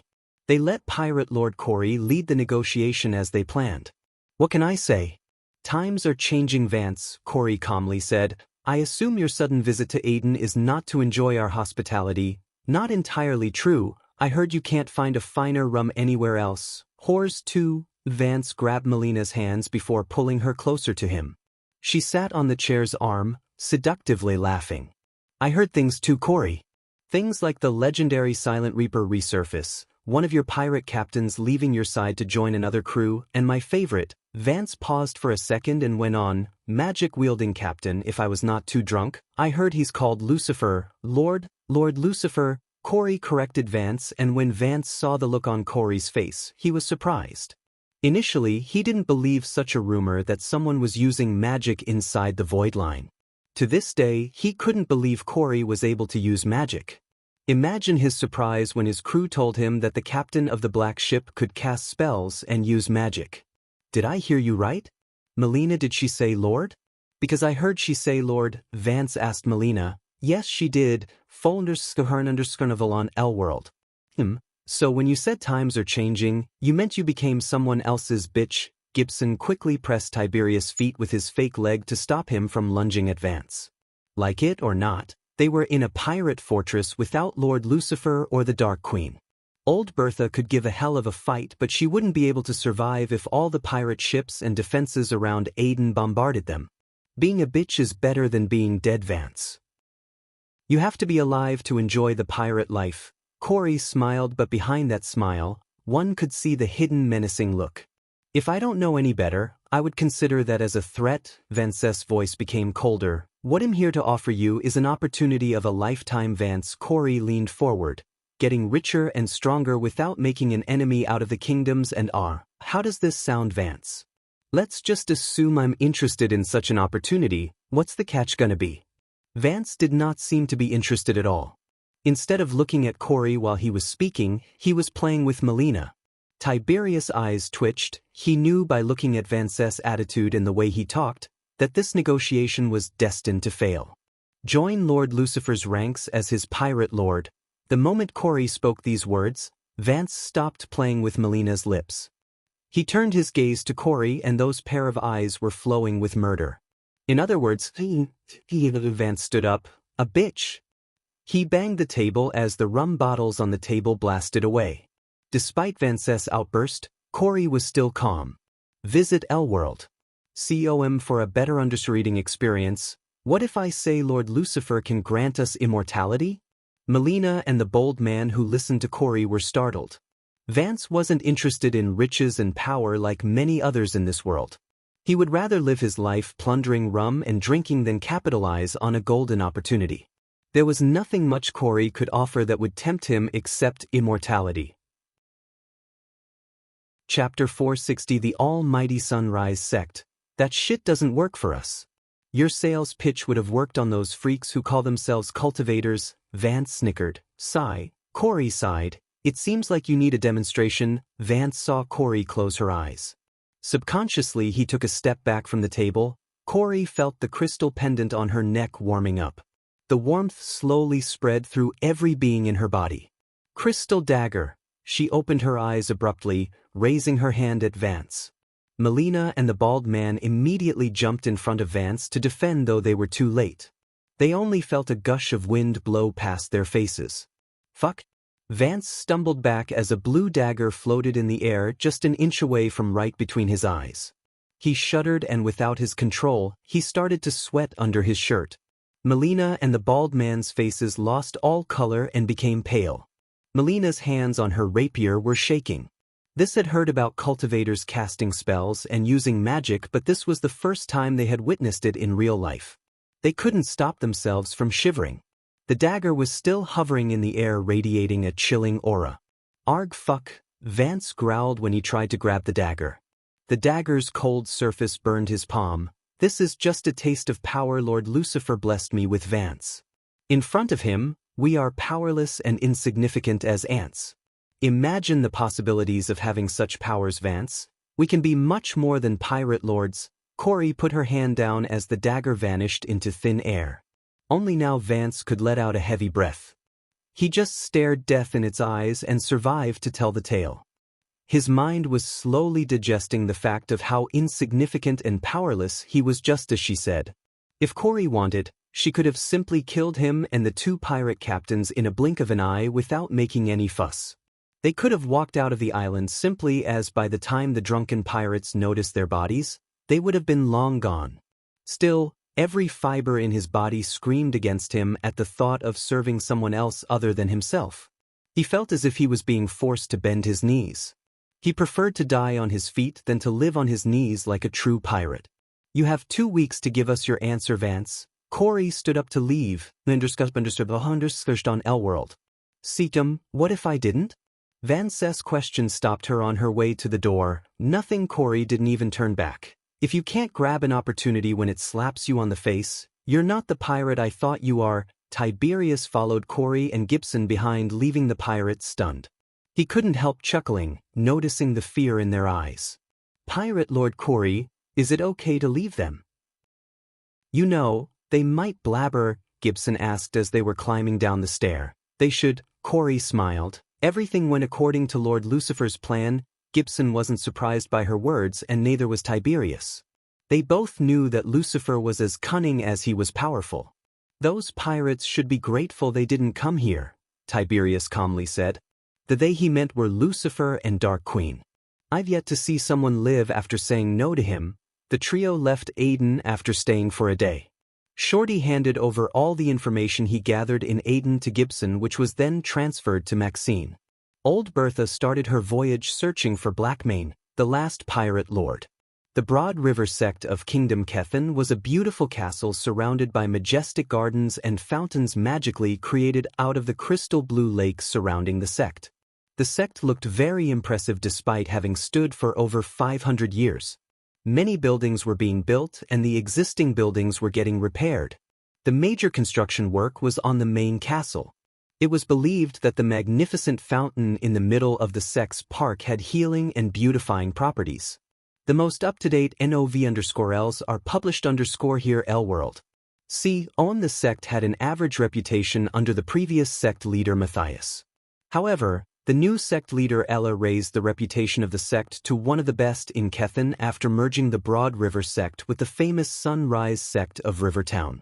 Many nobles in Kethin and the fellow sects tried to destroy the Broad River sect by fanning the flames between Ella and Matthias during the inner conflict. However, the civil war soon came to an end when the majority of the students and elders sided with Ella to merge with the Sunrise sect, and Matthias was burnt to death by the bandits. The sect was still investigating Matthias' death to apprehend the bandits who killed him, except many believed it was Ella who killed Matthias with the help of Ghost, the rising star of Rivertown who now held the title of king on top of many. The name Sunrise sect was hanging on the gateway instead of their previous name Broad River sect. They engraved the golden words on black metal. At the moment, Ella was going through a stack of documents located on a long oak table in a spacious room with many windows and many portraits of the previous sect leaders. The portrait of Ella's family, a bearded man and a black-haired lady in a red dress, hung behind Ella. There were some delicate silver instruments puffing smoke and whirring on a table next to the big oak table. One could also see several book racks filled with ancient books and parchments. All of them were illuminated by the majestic chandelier right above the crimson-red rug. Any visitors could rest on the comfy black couches given to her by Claire as a gift. In addition to the couches, there was a wooden throne-like chair located just before the oak table for having official talks. Unlike before, Ella did not wear a dark cloak covering herself. Thanks to Ghost's potions and cream, her burnt skin recovered its natural glow. Her skin now glowed like jade, so she wore colorful clothes that expressed her joy rather than gloomy dark robes. Despite her 40-plus age, she looked as though she was still in her late teens. She had already started to receive many proposals only to get rejected by her one after another.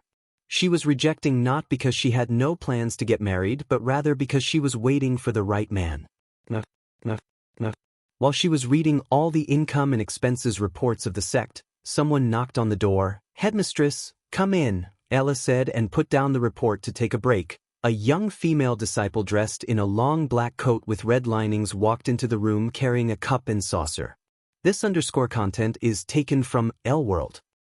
Headmistress, hey, race your tea." The young girl brightly smiled at Ella and placed the tray on the table. "And Headmistress, sect leader Olivier has arrived and is on his way to meet you." Ella took a sip of tea and felt a surge of sweet aromatic energy exploding in every fiber in her body.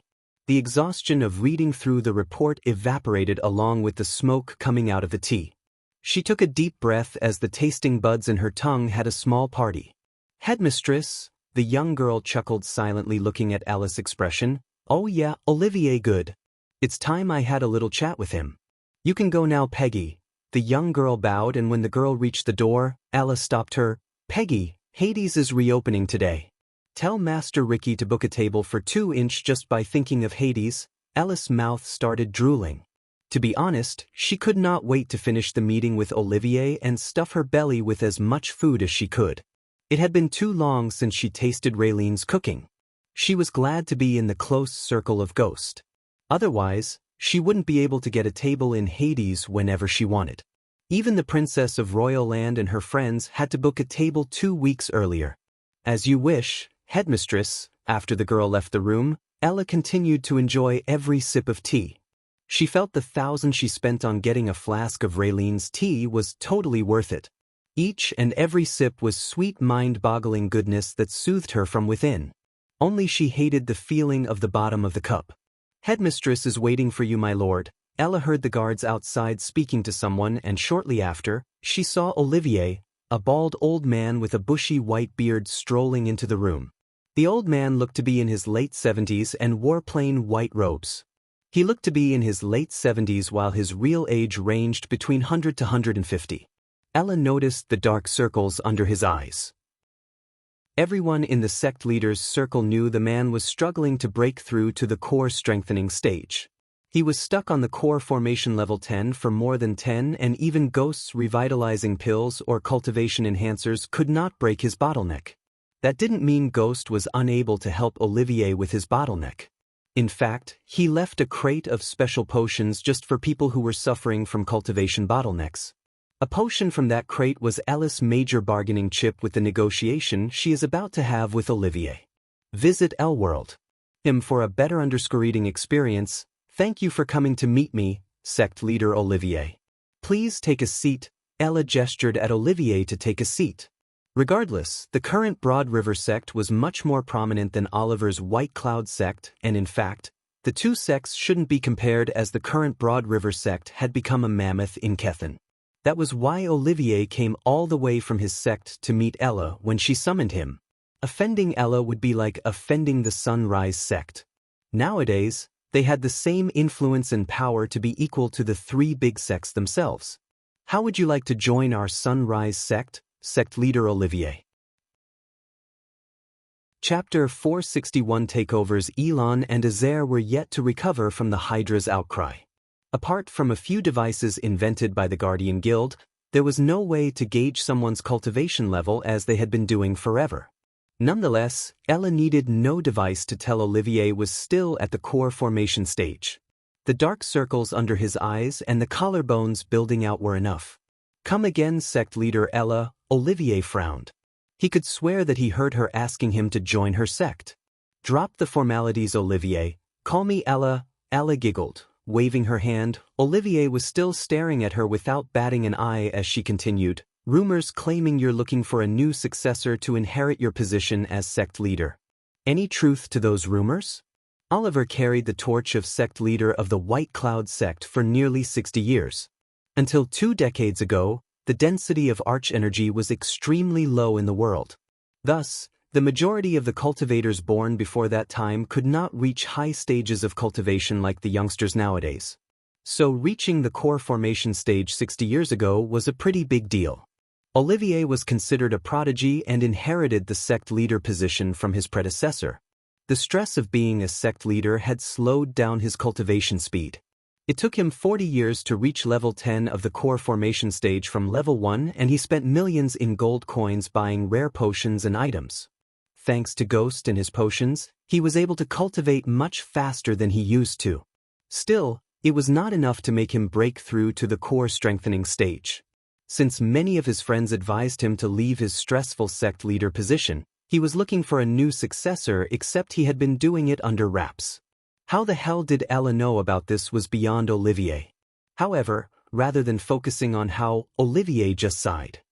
Matter of fact, I am looking for someone to take over the sect after I enter seclusion. Something told Ella that it might be his last seclusion. Many cultivators who were suffering bottlenecks would go to the Lonely Mountains as a last attempt to break through to the next stage. The Lonely Mountain was an uninhabitable place where extreme yang and yin energy were always colliding with each other. Due to these two extreme energies, the place only had 2 climates, freezing cold and burning hot. 9 out of 10 cultivators would die trying to break their bottlenecks. If a cultivator could absorb and survive the yin and yang energies, it would break the bottleneck. Venturing into the lonely mountain was the last resort for any cultivator. I've been following your sect closely, Olivier. You have certainly done a good job keeping the sect from declining. But your sect has so much potential, it could go beyond and further. Surprisingly, Olivier gently smiled, shaking his head slowly. Ella, I lived long enough to know what you're trying to do. You want my sect to be merged with the Sunrise sect. You literally said that. I've been doing what's right for my sect ever since I became the sect leader. Give me one reason why I should agree to this merger? She would be lying if she said she wasn't pleasantly surprised by Oliver's directness. Wearing a smile on her face, Ella waved her hand as a glistening emerald green potion bottled inside a palm-sized vial appeared on the table. This is my reason. 1-inch Olivier did not recognize the potion, but he sensed a great amount of energy coming from the vial. Before handing over the potion to Olivier, she grabbed a golden parchment and slid it toward Olivier. And this is reason number 2. Go on, open and take a look. Olivier untied the red ribbon to read the contents inside, and the moment he laid his eyes on what was written, he was taken aback by surprise. The parchment contained all the financial information about the Broad River sect for the last 5 years. No sect leader would reveal this to another one, especially another sect leader. In addition to the financial side of things, the parchment also contained the cultivation status of a number of disciples and elders.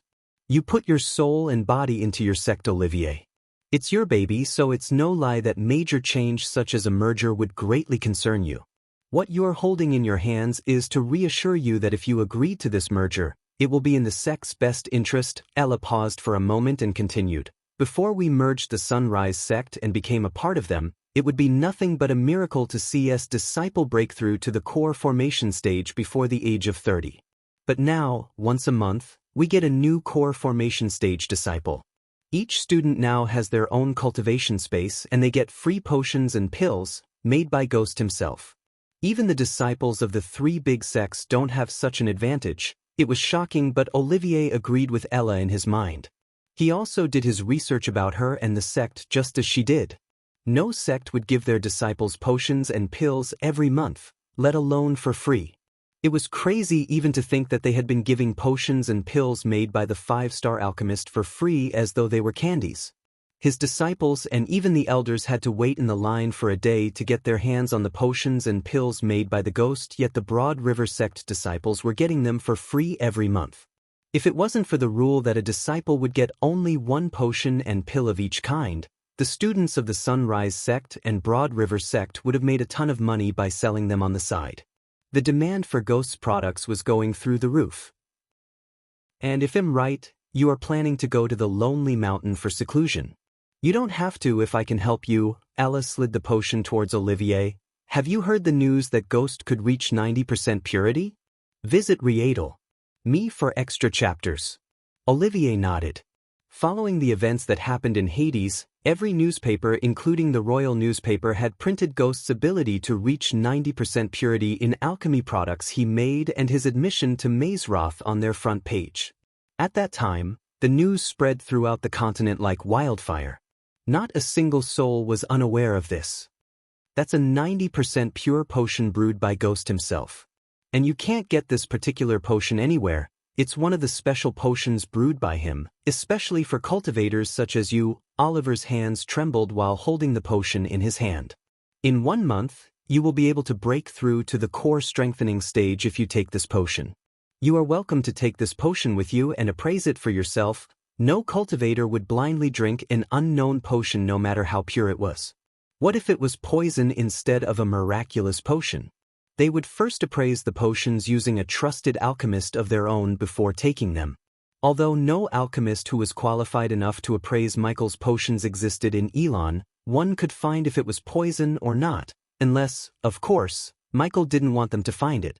Despite Olivier knowing she was being so generous and trusting to complete the merger, he still appreciated her gestures. What if I said no to the merger? Do I have to give this back? Of course not. Ella waved her hand with a smile. Whether you accept it or not, This potion is yours, unless you don't want it. Oliver's hand clutched the potion tighter. His heart told him to let go, but his brain screamed at him to hold onto the potion. If what Ella said was true, it finally could bring his suffering to an end and make him reach the core strengthening stage. As I said, your sect is your child, and every parent would want what's best for their child. Don't think that if you agree to the merger, you will be sacked. You will still be the head of your sect who makes all the major decisions. Only your title would change from sect leader to headmaster. Olivier took a deep breath. I've served my sect long enough, Ella. It's time for me to step down and a young one to take over the sect. Ella's eyes twitched after she heard him. She refused to believe after everything she offered to convince him the old coot wasn't agreeing to the merger. Luckily, what she heard next put a smile on her face. However, I will take a week's time and think about this merger. It's a big decision nonetheless. I will make one last decision that might lead my sect into a golden age before I leave my position. Olivier shook Ella's hands and left the room with the potion. It was a sign that he would get the sect's affairs in order before agreeing to the merger. 2 sects down, 3 more to go, Ella grinned. The Sunrise sect took over not 1 but 3 sects in total, and with Oliver's sect, the number would be 4. Ella was leading the takeovers in front. She was a ruthless negotiator and a leader. That was why Michael chose her to take over the sect instead of Claire. Not to be mistaken, Claire was a great leader, but she was not as ruthless as Ella. For instance, if Olivier chose not to accept the merger, Claire would have accepted his choice. On the other hand, Ella would have incited a civil war inside his sect first, and then she would have killed him and replaced him with someone who would do her bidding. Just as Lucifer's influence was expanding throughout the southern continent, Ghost's power slowly grew in Elon through the Sunrise sect. The 3 big sects had already noticed the power scale changing in the continent, and sooner or later, one of them would make a move to stop the Sunrise sect from swallowing the small sects and become one major power that could rival them in every aspect. Chapter 462 Holy Matrimony. Michael and Gaia were standing in Professor Lane's office. The office was a gloomy and dimly lit room located adjacent to the alchemy classroom. The shadowy walls were lined with shelves of large glass jars filled with slimy, revolting things, such as bits of animals and plants, floating in potions and pills of varying colors. Michael noticed there were more jars in the office than in the classroom. The office had a fireplace. In a corner, there was a cupboard containing Lane's private stock of alchemy ingredients. Professor Lane was examining the tiny dot of dark flames hovering above Michael's pinky finger. This is not the Hell's Flame. Is this even a primordial flame? Professor Lane's waspish voice sounded shocked. What do you mean? We risked our fucking lives in that dungeon. Gaia stomped the wooden floor beneath her feet. Ignoring Gaia's temper tantrum, Professor Lane brought a 6-foot mirror to Michael. Touched the mirror with the flames. Professor Lane covered himself with his dark robes while Gaia took several steps back from Michael. The already gloomy room grew darker as he conjured a ball of dark flames over his right hand. Despite the arrays placed in the office, Lane could feel his soul aching. It was as though the heat coming from the flames burning his soul itself. Michael covered his palm with the dark flames and touched the mirror. Boom! The mirror suddenly exploded into a million pieces, and the shards evaporated into nothingness before they could even hit the ground. Is this supposed to happen? Michael asked as the system began to offer him thousands of badass points. For a moment, Michael noticed Lane's eyes open wide. No, it's not. This flame is much more powerful than any other primordial flames, Lane said in a gravely serious voice. Michael already knew this, yet he pretended to be surprised. Quickly, Professor Lane made his way to the rack where he lined up all his personal collection of pills and potions. He rummaged through the collection to pull out an emerald green box. This pill will disguise the flame as the Hell Flame.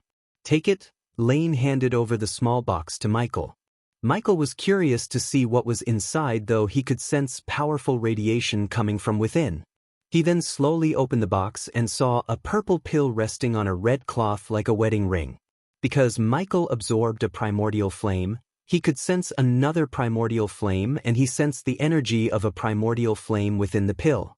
However, it seemed as if Professor Lane used a sliver of primordial energy as an ingredient to concoct this pill.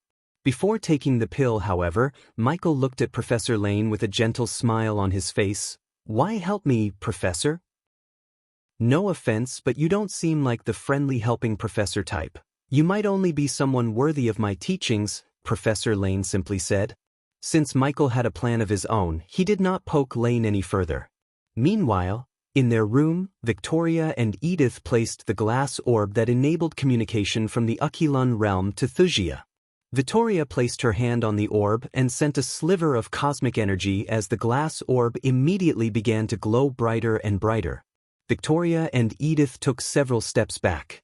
Soon, two figures in ethereal form appeared above the orb. The man was in a crimson-red robe that draped the floor beneath him. He had striking crimson-red hair dancing over his shoulder, blue eyes, and a thick beard without a mustache. His muscles were bulging out of his crimson-red robes.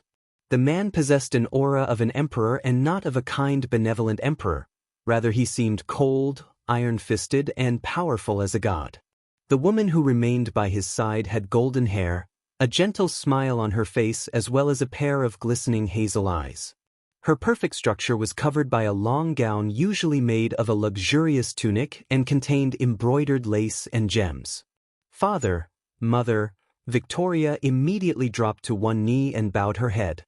"Your Majesty, Your Highness," Edith curtsied them with a royal bow instead of kneeling down like Victoria. They were the King and Queen of Thusia, Maxim Barnes and Valeria Barnes. Valeria looked at Victoria with a kind look, and she was about to speak when a cold voice reverberated in the room. Unacceptable, Maxim Barnes' voice conveyed authority. The voice emanated from his 6'6" stature commands attention. It was unmistakable. At its most pronounced, it felt like a whip against dewy skin. "You have failed to secure the primordial flames. What have you learned from your failure, Victoria? Raise your head and answer." Victoria shuddered like a child in front of him. "The primordial flames indeed have a mind of their own, father. They refuse to submit to the cosmic energy, and one of them has chosen a new master." "One of them?" frowned Maxim Barnes. "Yes, father, there were two primordial flames Fool." King Maxim raised his voice. He was furious. Along with his shout, a powerful blast shot out of his ethereal figure and blasted Victoria onto the wall behind her. "Vicky!" Edith was stunned, but she quickly ran to Victoria. "No." Victoria refused to take Edith's hands and picked herself from the ground without any help. Knowing about her husband's anger, Valeria remained silent. She did not even try to calm him down because she knew it would only make him madder. Victoria ignored the blood slowly trickling through her nostrils and knelt before him just like before. "Only the three primordial flames can stop the cosmic energy." "What does that mean?" asked Maxim Barnes. Visit Readel. Me for extra chapters.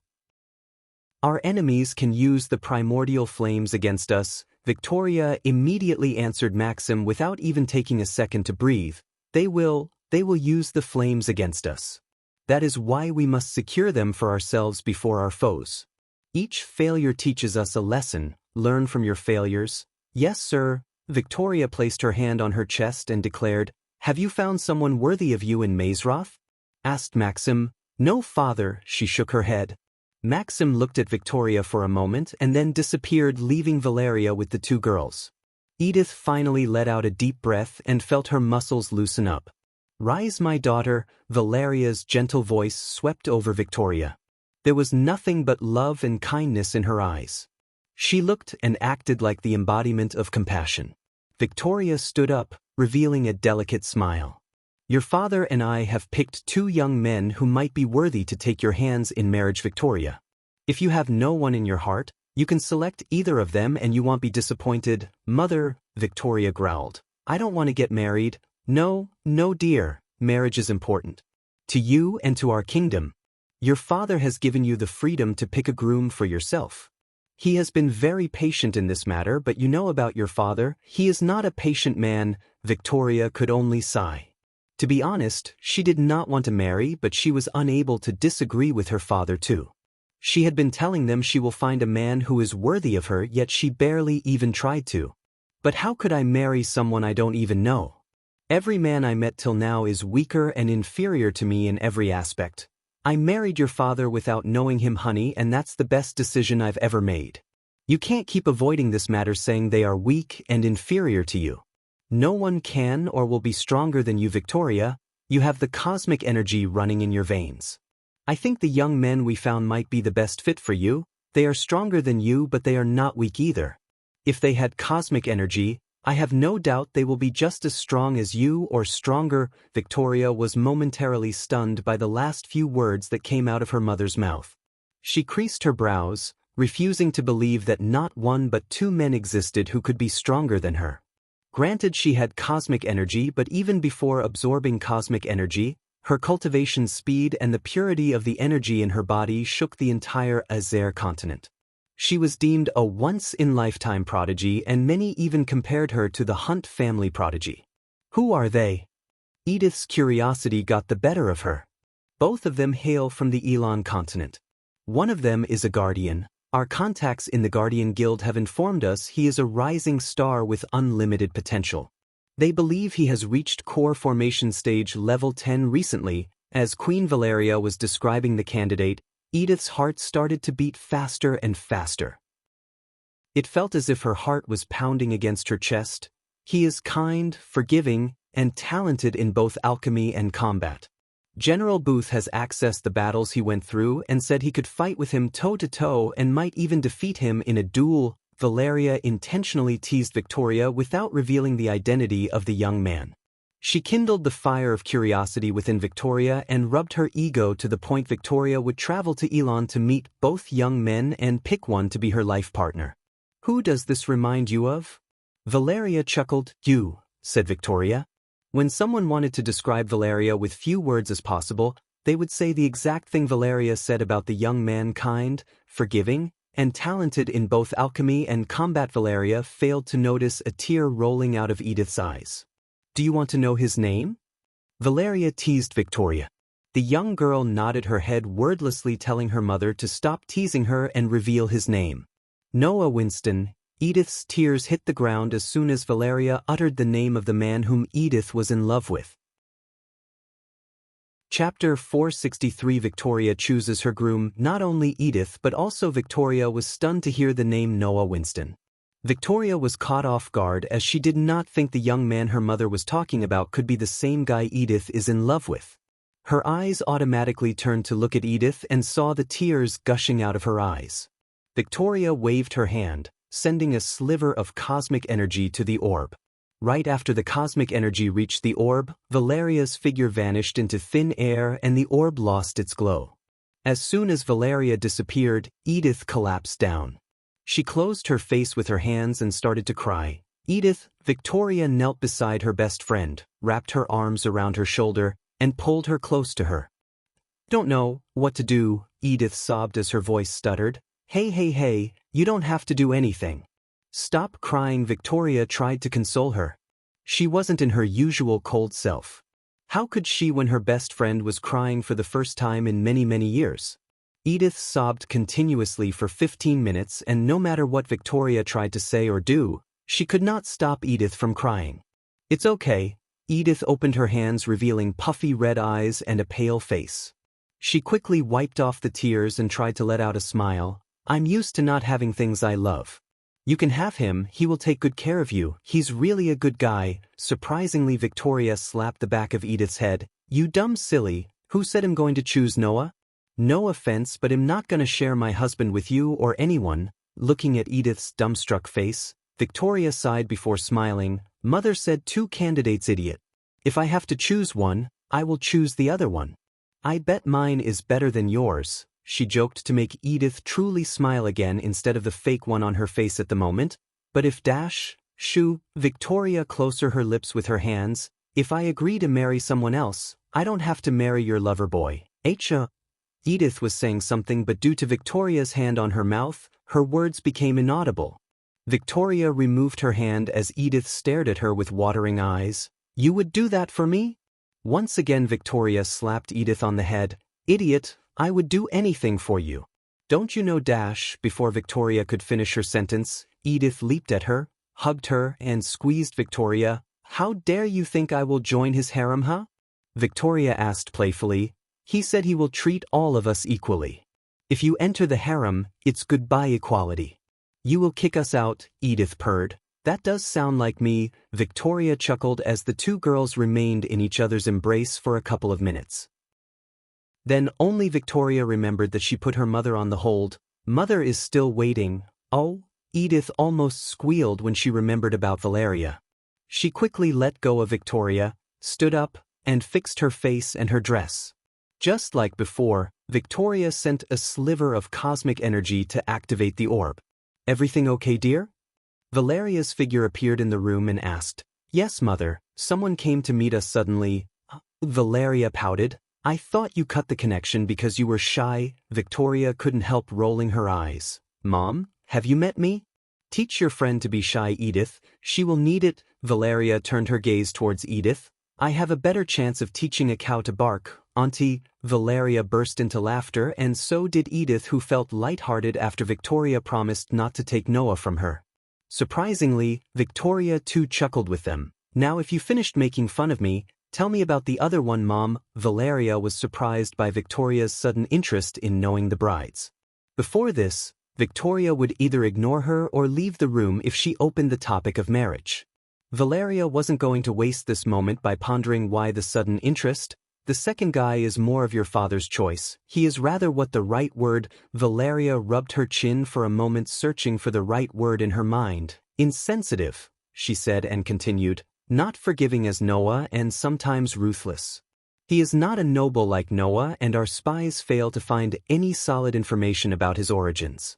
However, your father doesn't seem to care about his origins because of what this young man has achieved by himself in a short amount of time." When Valeria was talking about Noah, she had a bright smile on her face.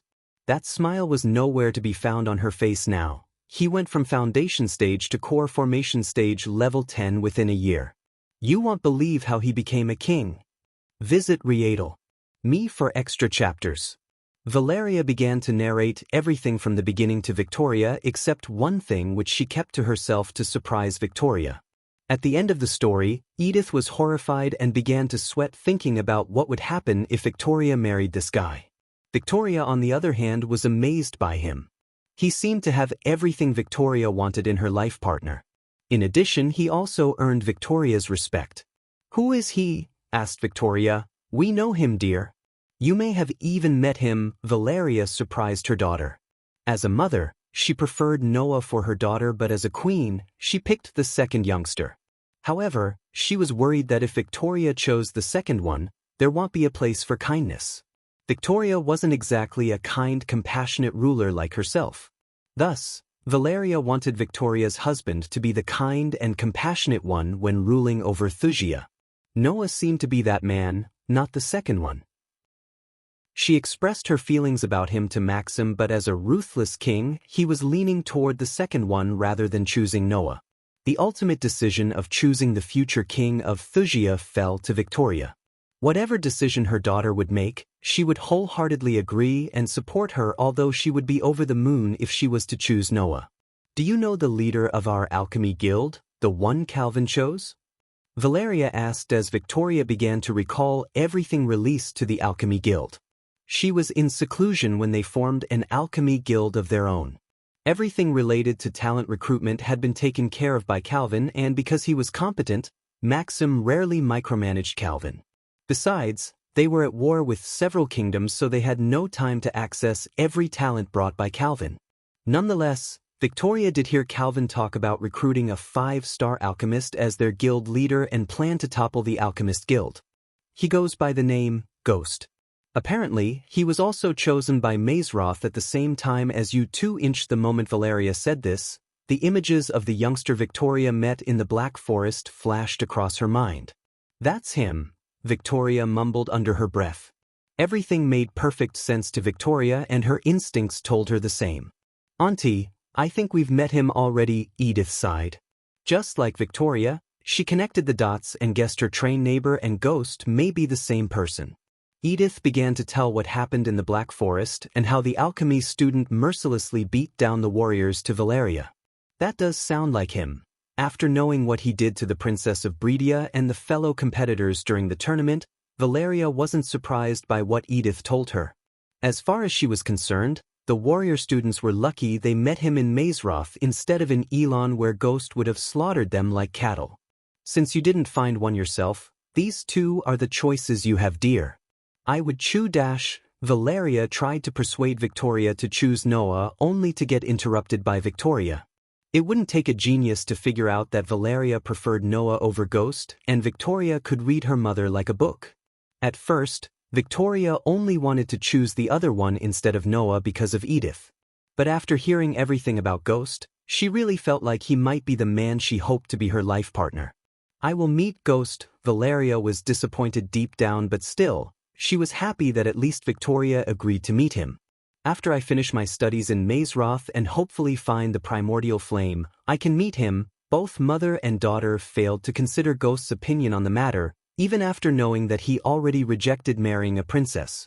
And last time a king thought about marrying his daughter to him, he ended up not only losing a huge chunk of his kingdom but also almost his daughter. Moreover, they had no idea that he was once their victim. They literally killed him and everyone he loved. Mazeroth's training ground was where mostly the students of warrior houses would train their spellcasting and close combat skills. The grounds were flat, shortcut grassy areas and were located near the herbal garden.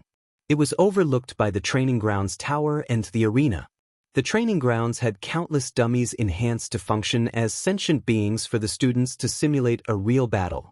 Each student who wants to train had to take a silver card from the counter located at the entrance. Only through this card, a student could change the difficulty and select what type of training they want. The students could change the difficulty or select a training by establishing a connection with the card.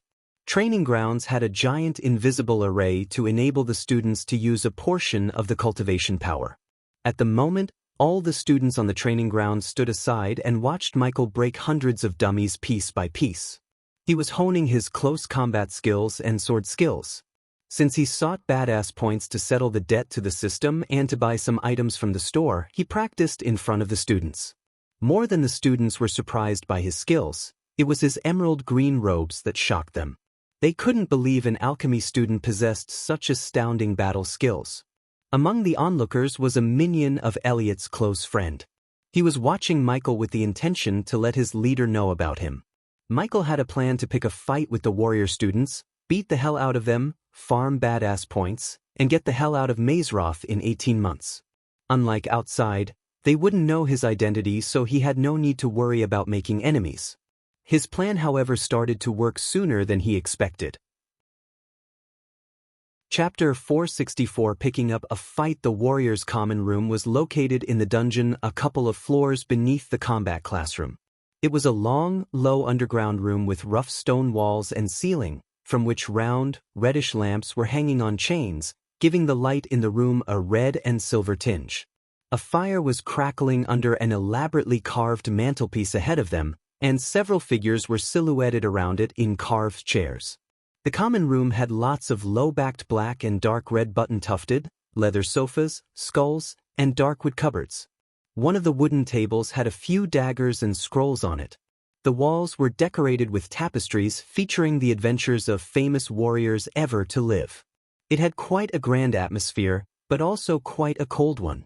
Currently, 5 students were occupying the sofas set in the middle of the room and discussing something. One of the 3 men sitting on the sofa was Elliot Watson, the head prefect of Mazeroth and the man who got Gaia fired. He was not in his silver armor and carrying the heavy sword. He was wearing a linen black full-sleeves shirt, black trousers, and a pair of silver boots. On the opposite side of Elliot, on a couple's sofa, Elliot's best friends and also lovers, Deacon Saunders and Bethany White, were cuddling. Deacon flaunted his chiseled muscular upper body and his raven black long hair.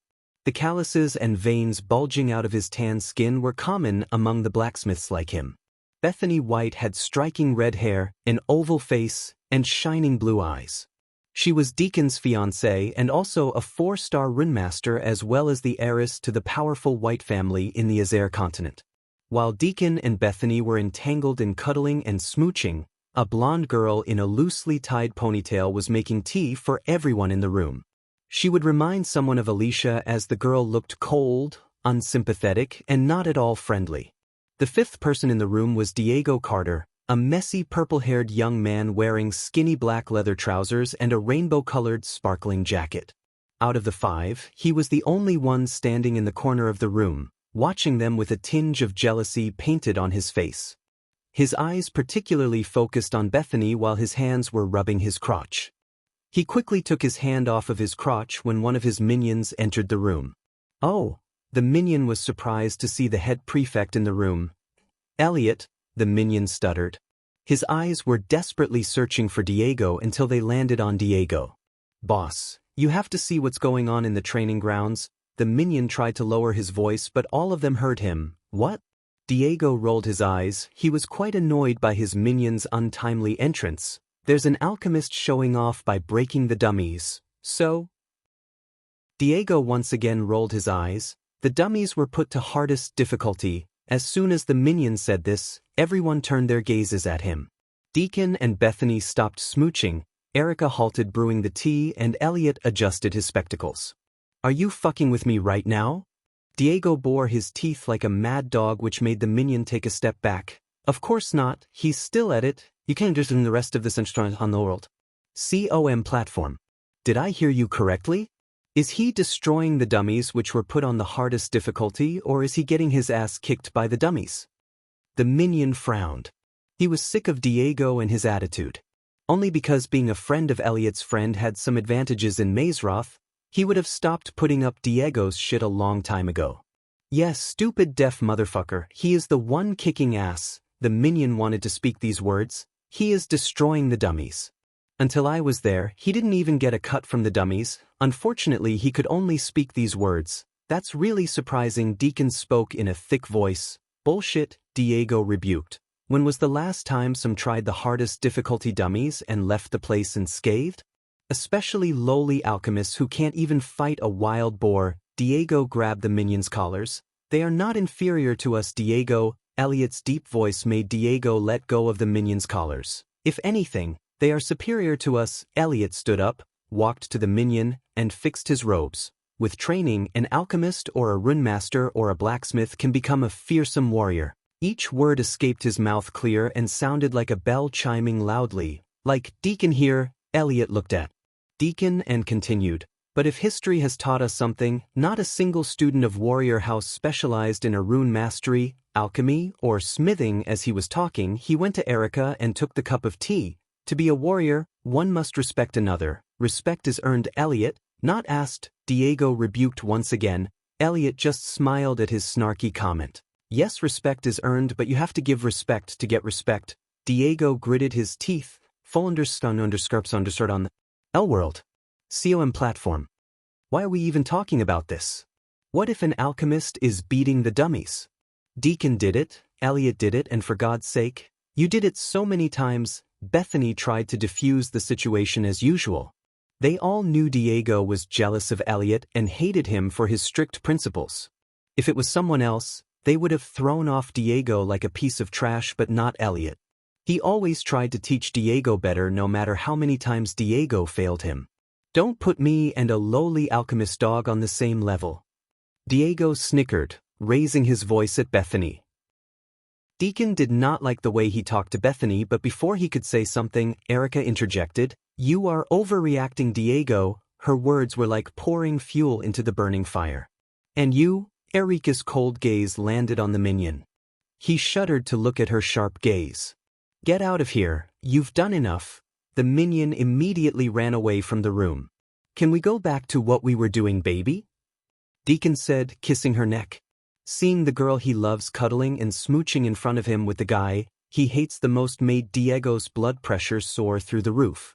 Ever since Deacon and Bethany got engaged, Diego lost it.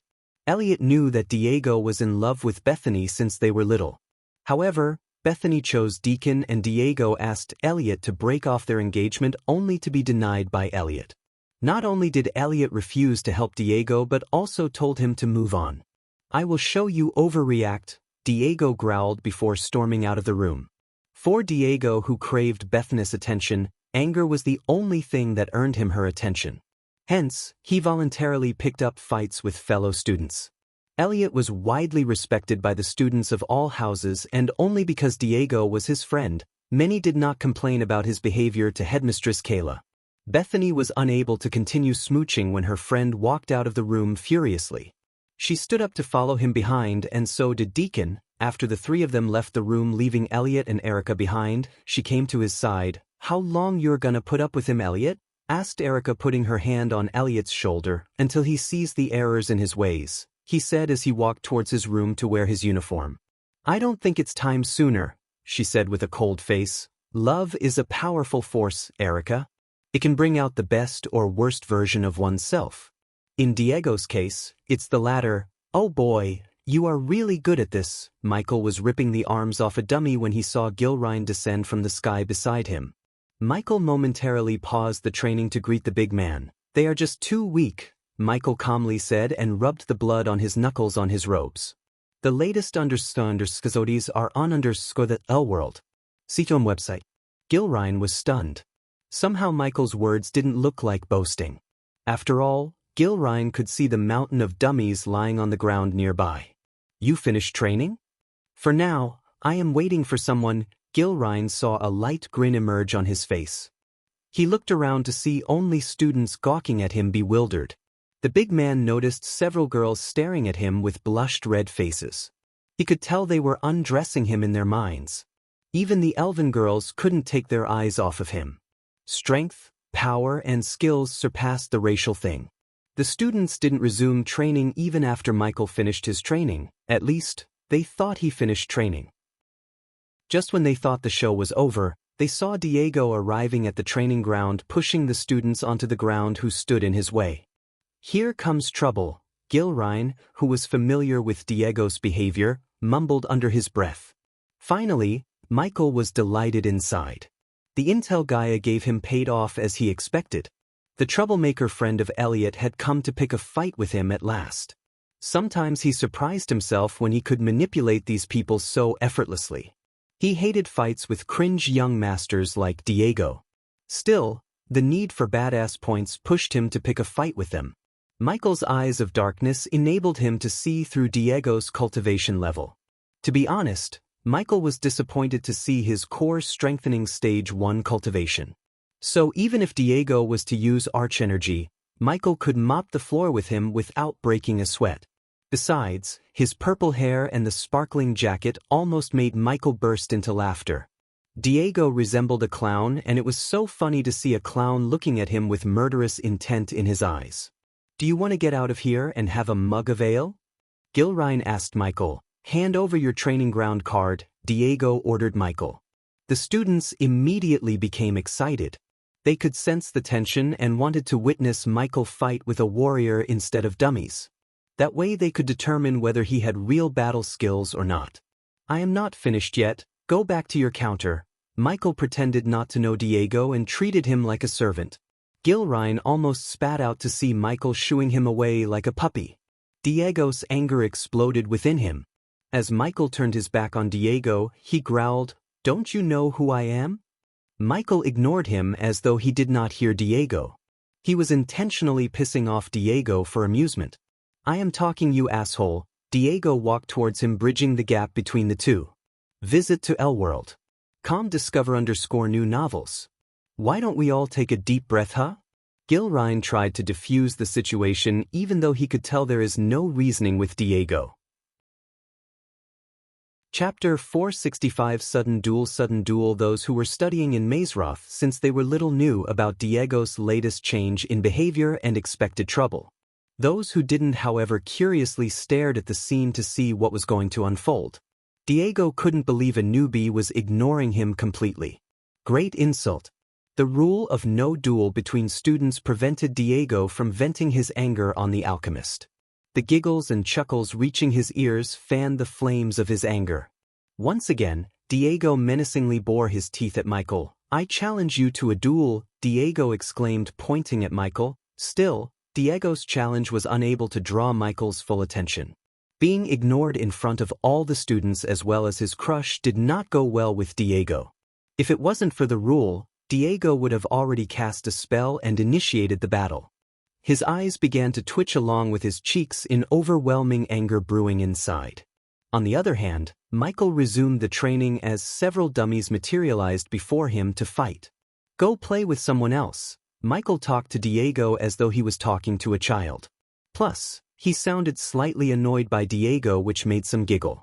Good, at least now I know your pathetic skills are limited to dummies. Dummy, Diego snickered as he shot out a bullet of spit onto the ground. He meant it as a sign of hostility, yet Michael remained uncaring. Diego's anger was soaring through the roof.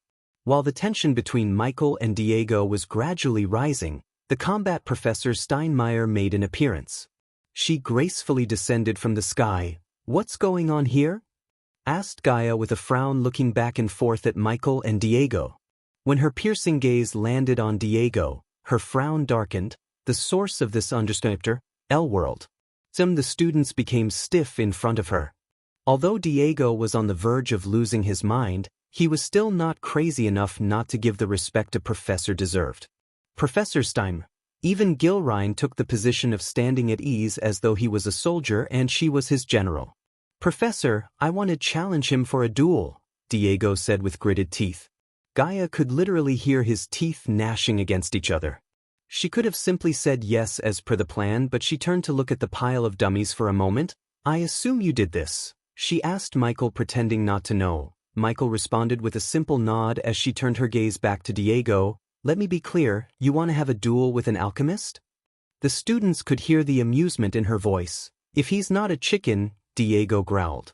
He had absolute confidence in his ability. He was after all a prodigy who has yet to lose a duel. With or without arch-energy, he would win, at least he thought like that.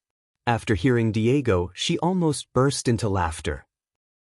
She trained Michael in Serpent Mega, one of the deadliest combat styles in the world, and recently, she was having a hard time coping with him.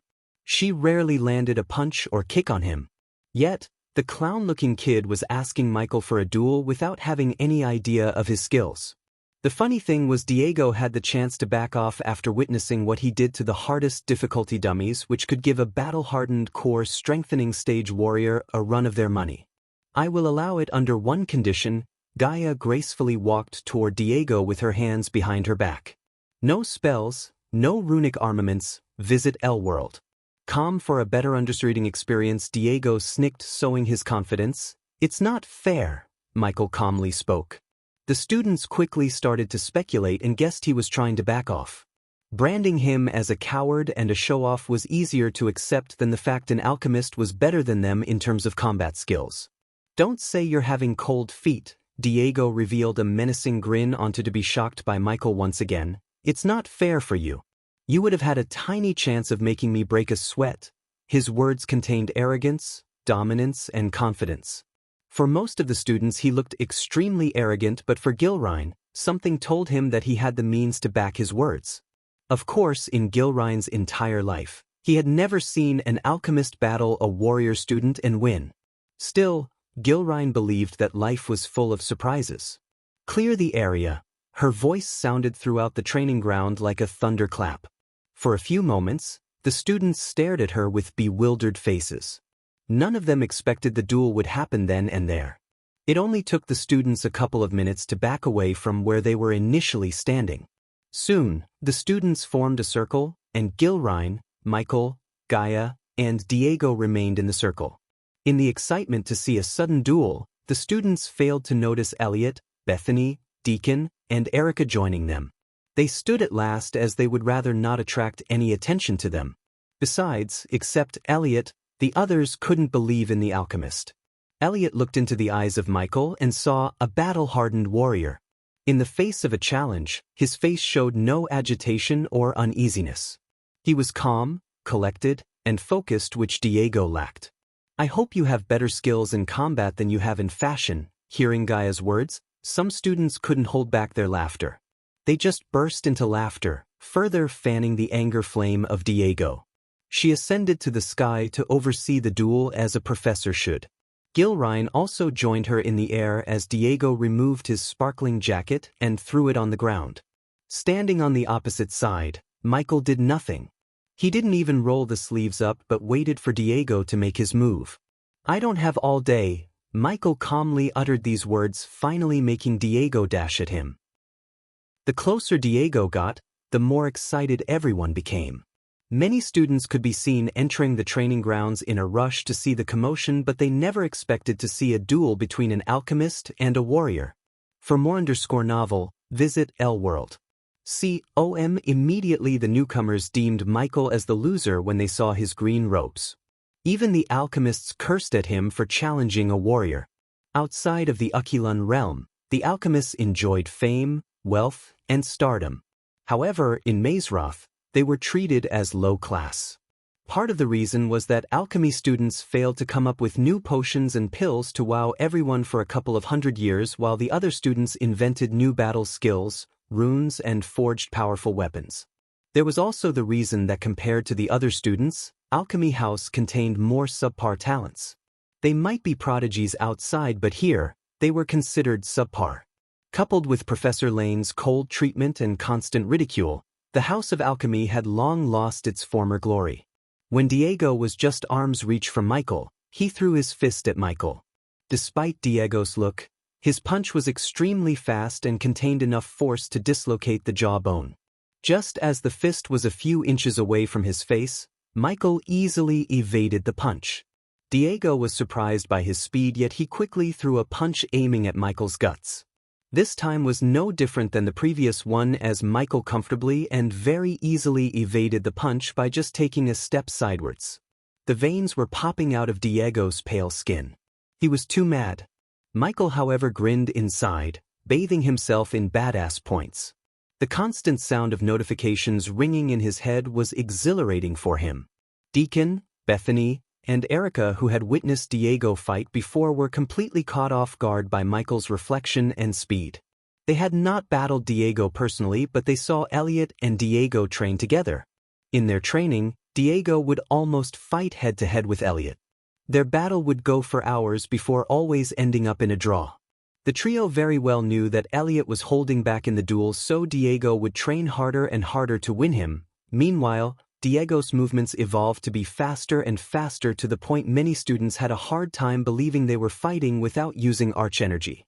Each and every punch and kick Diego threw at him was precise, deadly, and elegant, which revealed the fact that Diego was taught a powerful, deadly close combat technique. If Diego fought someone else, he would have easily won. His bad luck, he met Michael, who reached 98% mastery in Serpent Mega. The normal version of Serpent Mega was deadly enough to be ranked as one of the deadliest close combat techniques. After the changes made to the technique by Michael, it evolved into something far more deadlier than any technique in the world. Because of that, no matter how fast or quickly Diego moved, Michael dodged without breaking a sweat. For Michael, it almost felt like watching a slow-motion movie. He could predict Diego's moves before even he could make them. The battle showered him with almost 30,000 badass points within a few more minutes. Since the rain of badass points was showering him with points, he decided to drag the fight a few more minutes to maximize his earnings. Arg! Diego growled as he felt more and more annoyed by the fact that he has yet to land a blow on him. Almost all the students stared at the fight with their mouths slightly opened. They were completely stunned by Michael. Right at that moment, Edith and Victoria rushed into the training grounds to see the duel. "You're right, it is him." The moment Edith saw Michael, she was surprised. She couldn't believe Victoria was right to tell her that it was Ghost who was the alchemist who pissed off a warrior. Victoria and Edith squeezed through the crowd to reach the front so they could get a better view of the battle. "If this is the best you can do, maybe you're in the wrong house." While evading Diego's punches, Michael uttered these words. They were not loud, but loud enough to reach the ears of every single student. Visit L-World. Seek him for a better reading experience, son of a bitch. Diego raged after hearing those words. Bethany was watching the battle, and the thought of him getting played by an alchemist in front of her stabbed straight through his ego and pride. Unfortunately, he failed to comprehend that Michael was just getting started. Chapter 466. Becoming a student again. The duel was going on for 15 minutes without either of them landing a blow on the other. As the minutes passed by, Diego gradually started to lose his stamina and breathed heavily. Tiredness was visible on his face and his moves. His fighting technique became more chaotic and less finesse. It was logical, any fighter who couldn't touch his opponent would lose their mind and become somewhat of a wild fighter. Finally, Michael started to feel bored of evading the punches and kicks. He noticed the fall in badass points, so he decided to spice up the fight. "You really think less of alchemists, right?" Michael questioned Diego while simply evading another one of Diego's punches. He made dodging punches look so much easier. When your jaw is dislocated, a millisecond after these words reached everyone's ears, they saw Michael grab Diego's fist. Diego quickly used his other hand and tried to punch Michael only to get caught by him once again. Bang! Holding Diego's two fists, Michael headbutt him with enough force to dislocate his jaw as said. The jaw bone let out a crackling sound. "Ribs are broken." Michael pulled Diego closer without even giving Diego any time to scream in pain. Following the headbutt, Michael sent his knee to Diego's ribcage. "Grr!" Diego growled, immediately coughing out dark blood. Nose broken. Michael bent him down before sending his knee to Diego's nose. The crunching sound emanated from Diego's face. Ouch! Gilrine couldn't help raising his brows. At this point, Diego's body almost gave up. His ribs were broken, his jaw was dislocated and blood was gushing out of his broken nose. Diego's vision blurred. It took everything in him to stand on his feet. His body and mind screamed at him to give up, and the only thing that prevented him from giving up was Bethany, who was watching the duel horrified. Even Deacon, who had no good things to say about Diego, somewhat felt pity for him.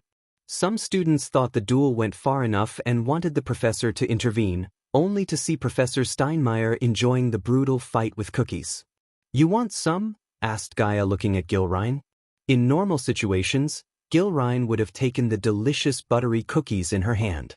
Considering it was not the case and shocked to see a professor act so cool instead of putting an end to the duel, he had no appetite. In fact, he lost his appetite for the ale he wanted to drink afterward. "Professor, shouldn't you stop the duel?" meekly asked Gilrine, suffering from severe concussion. The students noticed Michael finally let go of Diego and wondered what he was going to do next. After hearing what he just said, they started to have some ideas. At this moment, Diego was breathing heavily, drooling blood. One single 540 kick, that was all it took to knock the light out of Diego. The kick was elegant, fast and powerful. The kick literally sent Diego flying for a few meters before he crashed onto the ground. "You will need an alchemist and a healing potion." His voice was crystal clear. It was a statement directed to every single student who thought less of alchemy and alchemists. Even though Michael planned to specialize in every single specialization there was, he had a special place for alchemy in his heart. After all, alchemy was his first specialization, and the first things would always take a special place in people's hearts. After everything was said and done, Michael adjusted his collars. A duel with a bully like Diego may have been cringe, yet it earned him enough points to settle the debt to the system. "Now I can stop the duel." Stuffing the last cookie in her mouth, she informed Gilrine. Then, she slowly descended near Diego. Bethany was standing in the front waiting for Gaia to conclude the battle. "Pathetic," Gaia disappointedly shook her head looking at Diego's unconscious body. "This is what reality looks like, students, except he would have been dead right now." Before concluding the battle, she spoke to the students around her. "You all take so much pride in being a warrior. But let me tell you something, out there in the real world, you're just another young master and young miss.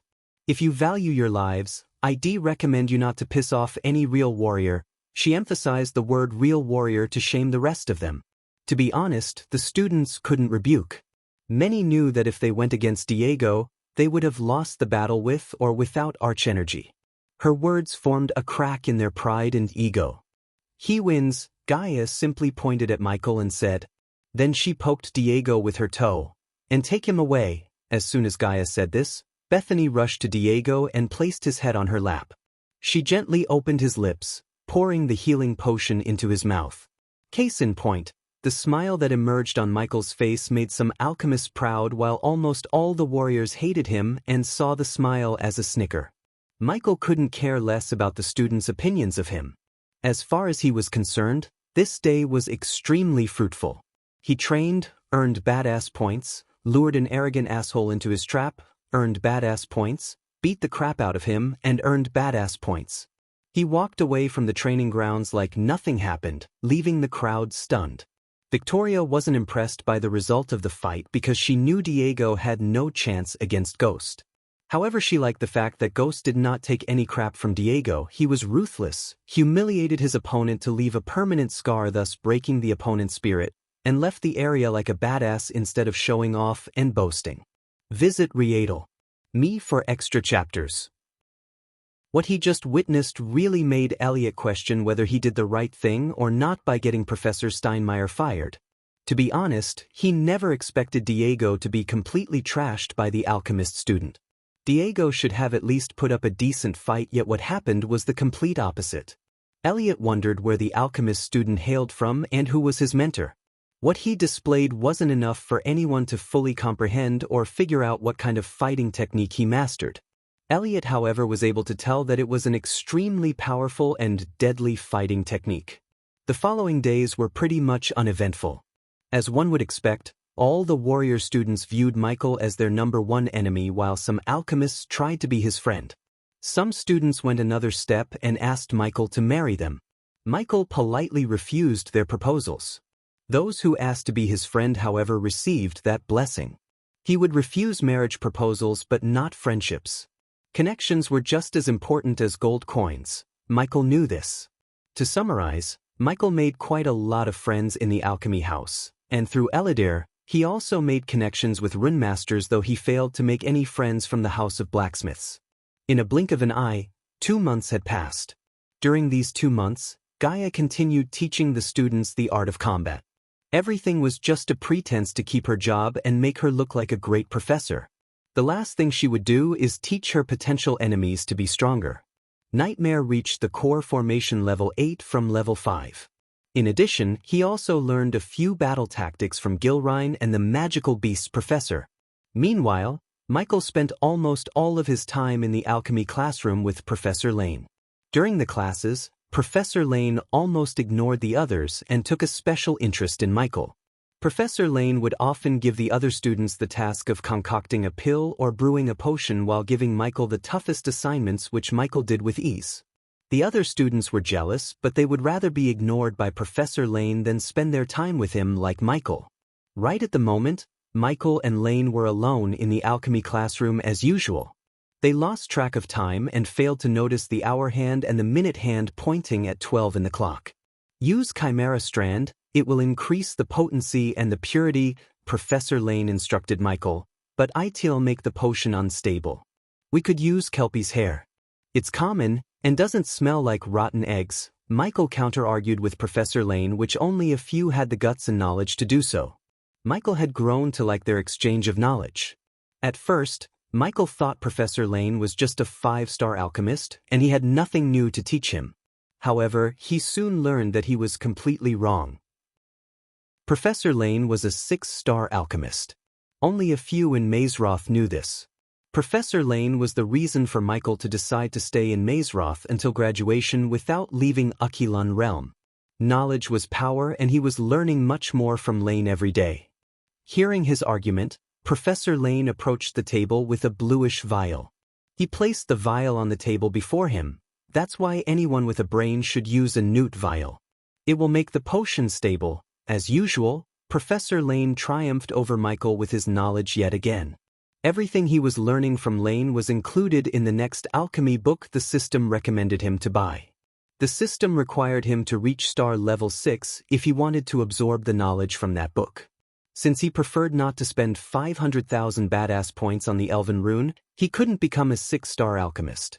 Nonetheless, he was learning so much from Lane without spending a dime.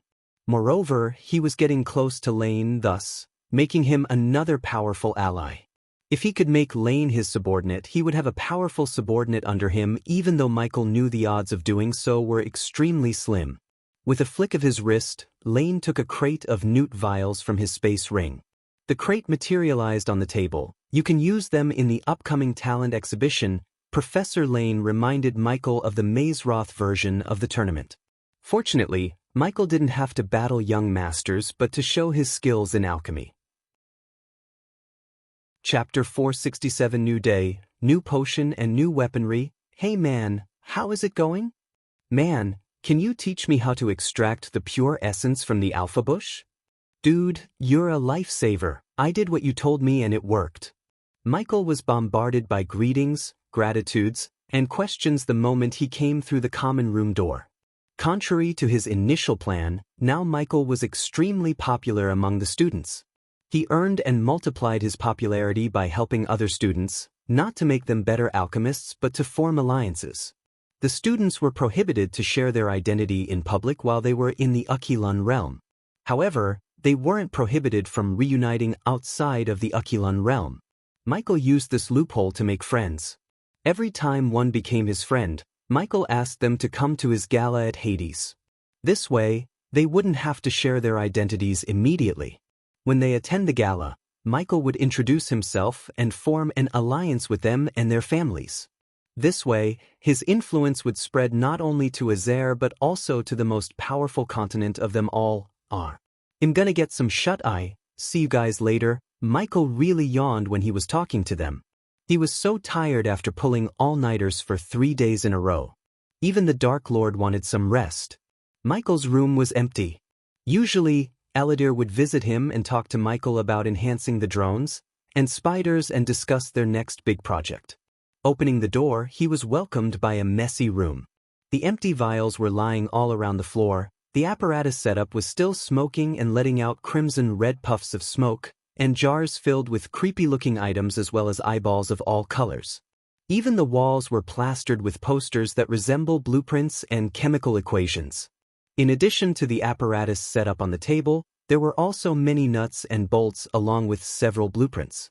Home sweet home. Michael's legs gave up as he collapsed onto the bed. The next thing he remembered was nothing but darkness. Michael, you have to mix burning buttons and fever buxus. No, it won't give you the vivid experience you are hoping for. New novel_chap_ are published here, L-World. Calm, radiant aniseed. You still have to see how much you should put inside. Forget about aniseed, you still haven't managed to find the formula to the counter-agent. Without the counter-agent, you're practically giving your enemies an ultimate weapon to be used against you. Are you crazy? You haven't even figured out the right formula. How do you plan to come up with an antidote? All these voices were ringing in his voice and having a chat of their own. His mind was working at full capacity to create a new potion that would help him in the long run. Lord Lucifer, Lord? Geesh, I didn't think a god could sleep like this. Weird that usually he would hear his own voices argue with each other, but now he heard Eladir's voice. His eyes refused to open up. The system and the environmental scanning map would alert him if any intruders entered the room. That's how Michael figured out whether he was still dreaming or it was Eladir who entered the room. Either way, he wasn't going to wake up just yet. It seems like he still hasn't figured it out. Eladir sat on the chair, taking out several empty parchments from the drawer. He was scribbling on the parchments, trying to come up with perfect runes to enhance Lucifer's armor and their new project. What is this? Among the parchment, one parchment had gray and blue lines on it. He opened it up curiously to see what was inside. They had been discussing the design for weeks without being able to find the right one. He was surprised by what he saw. The design. Eladir realized Lucifer finally figured it out. The tubular-shaped device was fitted with 4 wheels, a complex wiring, numerous rings of copper inside the device and mini pipes attached to every single ring that could be seen on the parchment. Wow, he finished it. Eladir was more excited than he thought. When Michael said they were going to build a long-range mortar for Old Bertha, Eladir deemed it a simple task. Then they started to work on the design. That's when they realized that building a mortar that's capable of firing powerful mini-torpedoes powered by arch energy absorbed from the Stormville crystals. Of course, they couldn't forget the ability of the torpedoes fired from mortar to track their target using heat signature. If they managed to build the mortar successfully, they could modify the cannons to adapt to the revolutionary technology. By that time, the cannonballs fired from the cannons would hit the target with 97% accuracy. Updated _ at L-World. Thanks to Michael's recent upgrade to the 4-star inventor trait, he was able to build a mortar. The challenge was to integrate Elidar's runes, which would absorb the arch energy from the Stormville crystals and transfer the energy to the ammunition. Elidar had to come up with new runes to pinpoint other ships using the heat they radiate. Now that the design for the mortar has been done, it was his job to come up with the runes. You two are still on that? Edlier felt a chill running through his spine when he suddenly heard Gaia's voice. He quickly turned back to see her strolling into the room as she owned the room. She closed the door before Elidar could ask what the hell was she doing in their room. Then she walked straight to the bed. "Aw, look at my cutie pie." She sat on the bed beside her sleeping fiancé. She took his head onto her lap before gently combing his silky raven black hair. Shimmered with Michael was mumbling in his sleep, "Isn't he cute?" She was melted by his cuteness and couldn't help showering his face with kisses. Elidar was still in shock seeing her smooching with Michael in the middle of a day in a student's room. She was jeopardizing not only herself by being here but also the two of them. The troubled look on his face was visible through the dark lines on his forehead. "Quit worrying, half-elf. I'm conducting a room-to-room search to ensure the rules are being followed," she chuckled while saying those words. Elidar sighed, thinking how much she was abusing her power to get what she wants and what they want. His frown soon turned to a peal of laughter. "I have 15 minutes, she wrapped her hand around him to transfer the scented warmth from her. Elidar knew there was no point arguing with this woman. She was a wraith after all. While he was picking his brain to create entirely a new rune, Lucifer was getting kisses from a pretty girl and playful headbutts as though she was a lamb. Their relationship reminded him of the relationship between him and Gaia's ancestor Edwina Wraith. He would give anything to see her one more time. Nonetheless, it was heartwarming to see her descendant has found someone who truly loves her.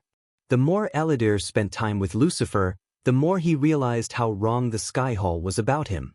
He heard Lucifer's side of the story and realized that Skyhall actually pushed him onto the path to become the Dark Lord. He had no choice. Even if he strayed away from his path and decided to live peacefully, they wouldn't let him. They would chase him to the end of the world. For more _novel, visit Elworld. "Simt, did he eat something?" Gaia asked Elidar. "How would I know?" Elidar responded while drawing the new runes on the parchment. "The sooner you two finish whatever you two are doing, the better. We might soon." Elidar turned back with the parchment containing the design for the new mortars. He finished the design of the new mortars. Elidar handed over the parchment to Gaia as she stared at the design for a few moments. Then a look of surprise emerged on her face. Her eyes widened. "So they can really track the target shit and destroy it?" Elidar nodded. "Yes, I'm close to creating the required rune. The only catch is, we will need a huge amount of the crystals you showed me. A weapon like this wouldn't come so easily, so what Elidar said wasn't a surprise for Gaia. Speaking of crystals, I need an update on the new mining machine we asked Caius to build. They now fully controlled the Stormville mountain and were mining the crystals in full force. Yet, the process was extremely slow and inefficient due to a lack of advanced mining tools. To solve this issue, Michael designed new hydraulic rock drillers and pulley systems. Caius was tasked with finding engineers and scholars to transform the blueprints into actual machines. Due to the sensitivity of the task, each and everyone who had been working on the project was given a pendant attached to the spider. The spiders were constantly watched by Azazel, and if anyone let out a word about the project, they would be immediately killed by the spider. Until now, no one dared to utter a word, partially due to the fact they were being paid in hundreds of thousands. The Southerners valued gold coins more than anything, so it was easy for Caius to keep them in line. Plus, Michael's business endeavors were extremely fruitful. He was earning millions through the Hades and Majestic. The pirate fleet under Corey and Maxine had been turned from pirates to sea guards. If a merchant ship carried valuable cargo, they could either pay 30% or be sent back to whatever they came from. On their way back, they might or might not be attacked by pirates and lose all the cargo, and these pirates may or may not be connected to Maxine. Almost 98% of the merchants chose to pay 30% rather than face the wrath of pirates. At first, the pirates were reluctant to change, but after tasting loot they got by without even raising a finger enticed them. Now they were happily working as border patrol officers and getting what they wanted by negotiating instead of battling. Full underscore new underscore underscore on the L world.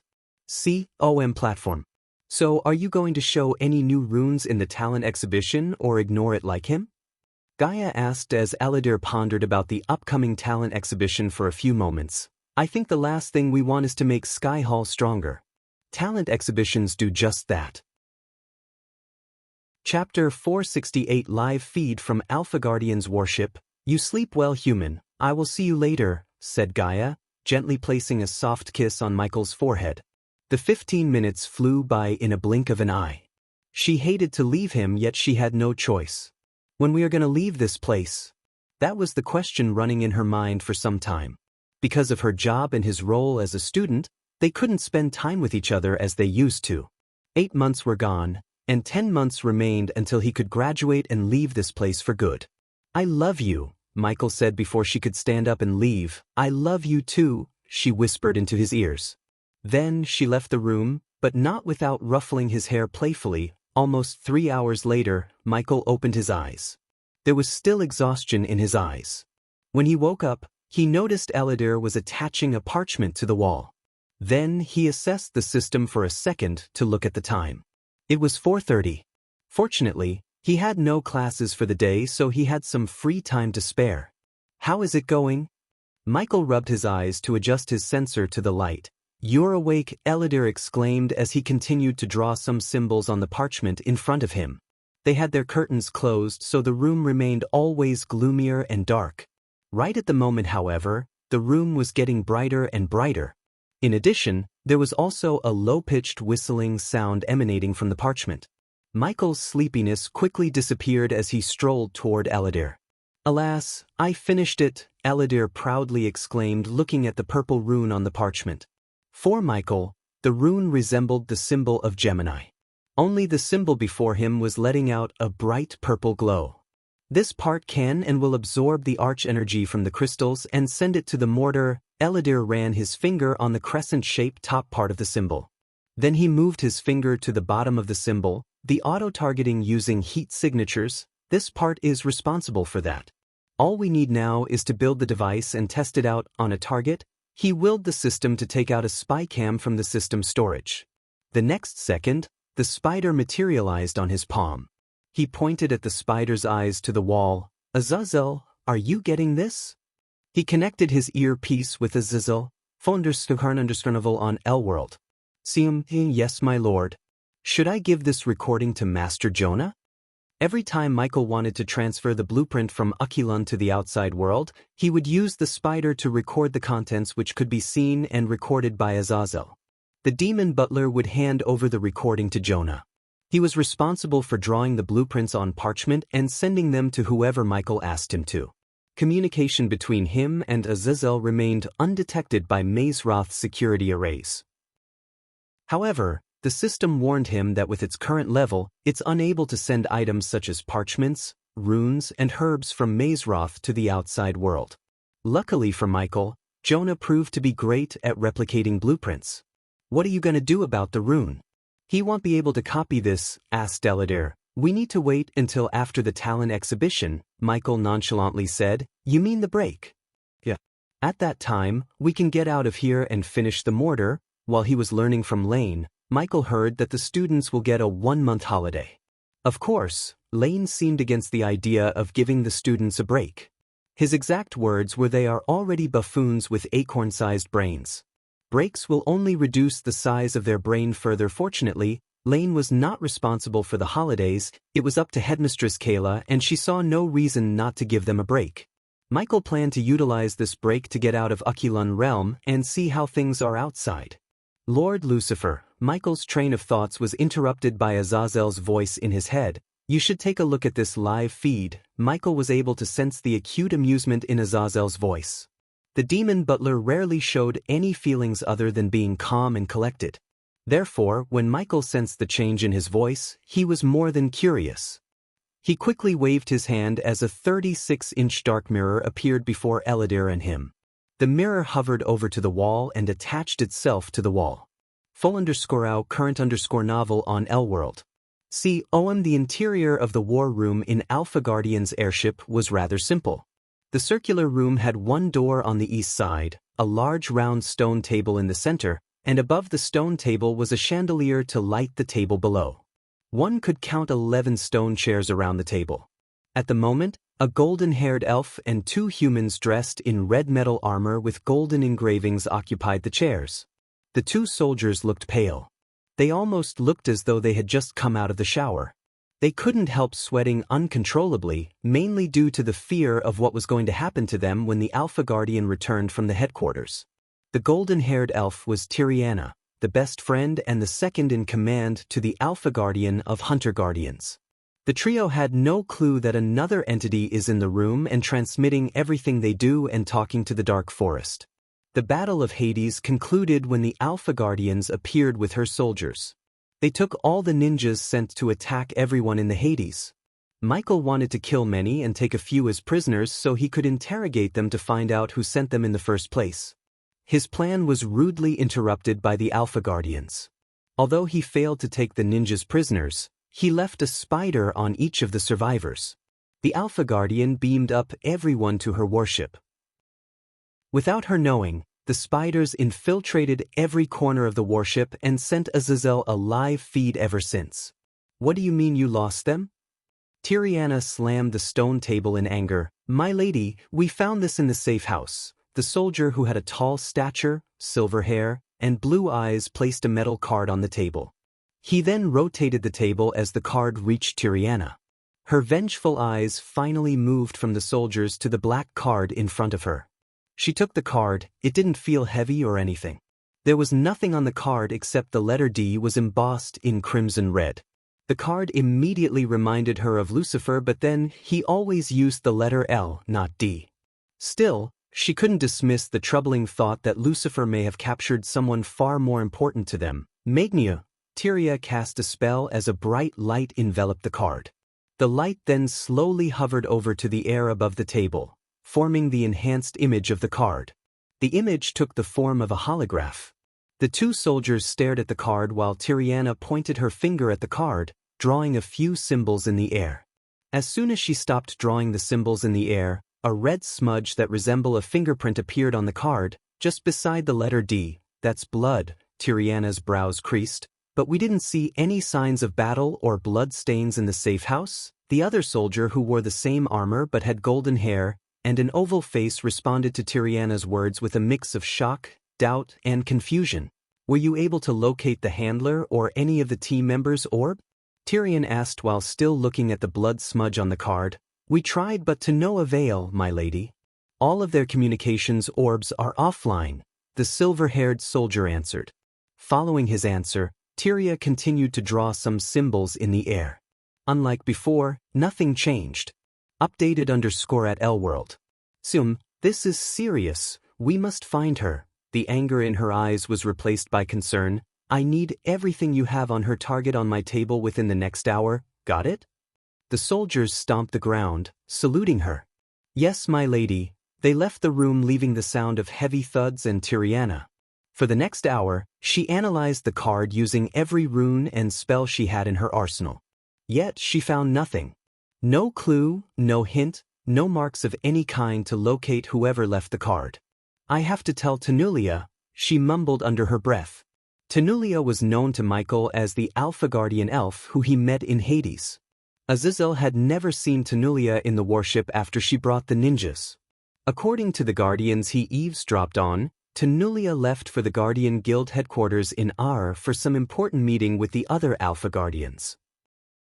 An hour later, the 2 soldiers came into the room carrying a small crate containing numerous parchments. This is all the information about the Operation Desert Eagle, my lady. The silver-hair soldier placed the crate on the table, took the parchment out of it one by one, placed it on the table, and rotated the table once again. Leave, Tyrian uttered an order. Usually, her voice would have sounded gentle and melodious. Now, however, it sounded stern and intimidating. Yes, my lady. The soldiers lingered no longer as they quickly rushed out of the room before they suffered the wrath of Tiriana. After the soldiers left the room, she opened the parchments one by one. Magnir, every time she opened a parchment, she cast the spell. Then, the bright light enveloped the parchment before forming an enlarged holographic image of the parchment in the air above the table. Each holographic image hovering in the air contained a drawing of either a man or a woman. Michael, who was witnessing the scene through the spider, immediately recognized not one but two new _chap_ are pub_lished on L-World. That's Peyton. He saw Peyton in the mirror before him. Then he noticed another familiar face. Although she too had blonde hair like Peyton, she was far more prettier than Peyton, Sabrina Winston. Chapter 469 Vampires. Michael was flabbergasted to see Sabrina on the missing person list. Several questions such as what was she doing with Guardians? What was their mission? Where is Noah? Where did they go? Appeared in his mind. Looking at the change in his face, Ellider asked, "You know her?" Michael nodded. "That my friend is the future Supreme Guardian's little sister." Ellider was visibly surprised. He didn't think Lucifer would know who the next Supreme Guardian is. As though Michael guessed his next question, he smiled at Ellider. "Killing Noah is out of the question, Ellider. That old smoke made sure that never happens. At least it will not happen until I get stronger." By stronger, he meant upgrading the system. To upgrade the system to version 5.0, he needed a whopping amount of 600,000 badass points. The system required him not to act against Noah at least until he upgraded the system to version 8.0. He really wondered what the hell Andreas did for the system to be so careful and cautious. "Which one? Andreas McLeod?" Ellider asked as Michael nodded. "Do you know him?" Michael turned his gaze away from Sabrina's face to Ellider. He felt curious and wanted to know about the famous Supreme Guardian Andreas McLeod. "Never met him. But I heard he was a real hard ass and a prodigy. So this Noah person, how much does he know about you?" Ellider rubbed his chin. "Not much. I saved his family once or twice. He definitely has no idea about my identity. If he does, the entire guild would be at my doorstep the next moment." Michael chuckled. They saw Tiriana scroll through every single parchment on the table. Michael counted 11 missing people, including Sabrina and Peyton. Several minutes later, Tiriana waved her hand as another holographic image containing a man's face and details such as name, cultivation level and threat level appeared above the table. "Visit L-World. CTOM for a better reading experience, Victor." Michael saw the face of a short brown-haired man with a muscular build. He had a great memory. Hence, he recognized the man. Almost 16 months ago, he met the man when he visited Phoenix Island for the auction. He was one of the core strengthening stage warriors who received special treatment from Lord Julius. After offending Julius by killing Maria, Michael used teleportation to escape with Gaia. Before activating the scroll, he left a note in Victor's pocket with the help of the system. Michael asked Victor to meet him on the note, except, to this date, Michael never saw Victor again until now. Under Victor's image, he saw the word high threat level and became surprised. Victor seemed to have managed to reach core strengthening stage level 6 from level 4. His threat level was higher than Michael imagined. As he was staring at the images, another row of information appeared beside Victor. Last seen. Michael received another surprise. According to the holographic image, Victor was last seen traveling to the southern continent. The plot thickens. Michael frowned. Tiriana was collecting every bit of information she could about Operation Desert Eagle. Everyone, including the leader of the operation and the help brought from the outside, had gone missing. While rummaging through the parchment, Tiriana heard the doors suddenly open. She almost jumped back in sudden shock. Her heart calmed down when she saw her best friend and the Alpha Guardian, Tanulia Valrin, enter the war room. Tanulia. Instead of addressing her as Alpha Guardian like the rest of the Guardians, Tiriana called her by the name, stood up, and hugged her tight. "I heard about what happened. It's not your fault. Let's find them." Tanulia patted Tiriana on the back. Everything said and done, the motherly expression on Tanulia's face disappeared. Instead, a stern, dominant, pissed-off look replaced the previous expression. "What do we know about the target?" Tanulia used her dominant Alpha Guardian voice. "Victor Hagen, last known cultivation stage core strengthening level 6, last seen traveling to the southern continent in a merchant ship, Tanulia listed the basic information about Victor. 15 months ago, several young men had started to disappear in the outskirt villages of Draddle and Kethen. A few weeks after the disappearance, their bodies were found, mutilated, and Tiriana paused for a moment, and completely drained of blood in the forest surrounding the villages. The number of disappearances increased, and every time, a week after, the bodies turned out to be as same as before, mutilated and drained of blood. Any similarities among the victims? Asked Tanulia. There is only one, the bite mark. Every single victim had a bite mark on their lower neck. Vampires? Michael was taken aback by surprise. What she said matched the description of vampire killings. However, he didn't know this world had vampires. The most up-to-date NOV_Ls are published here, L-World. Seatum, this matter was brought to the guild's attention by Kethen's king, Porter Forbes. Through a thorough investigation conducted by Guardian Captain Gerard Atkins and his team, they found clues connecting Victor to the victims. They sent a team of guardians, but they were all killed. Tiriana paused for a moment and continued. They were all killed in the same manner, mutilated, completely drained of blood, and all of them had bite marks. Tanulia listened to Tiriana, showing no visible expression on her face. However, she was raging inside after hearing that Victor killed the guardians. Regardless of their race, they were guardians. Killing a guardian was a crime punishable by death, and if one was to commit this crime, the hunter guardians would hunt him or her to the end of the world. Because of the threat level, Guardian Captain Gerard initiated Operation Desert Eagle and assigned Peyton as the leader of this operation. Michael curiously waited for the part where Sabrina got involved in this.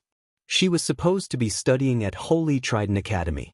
There was no reason for Sabrina to mingle with the Guardians except for her brother.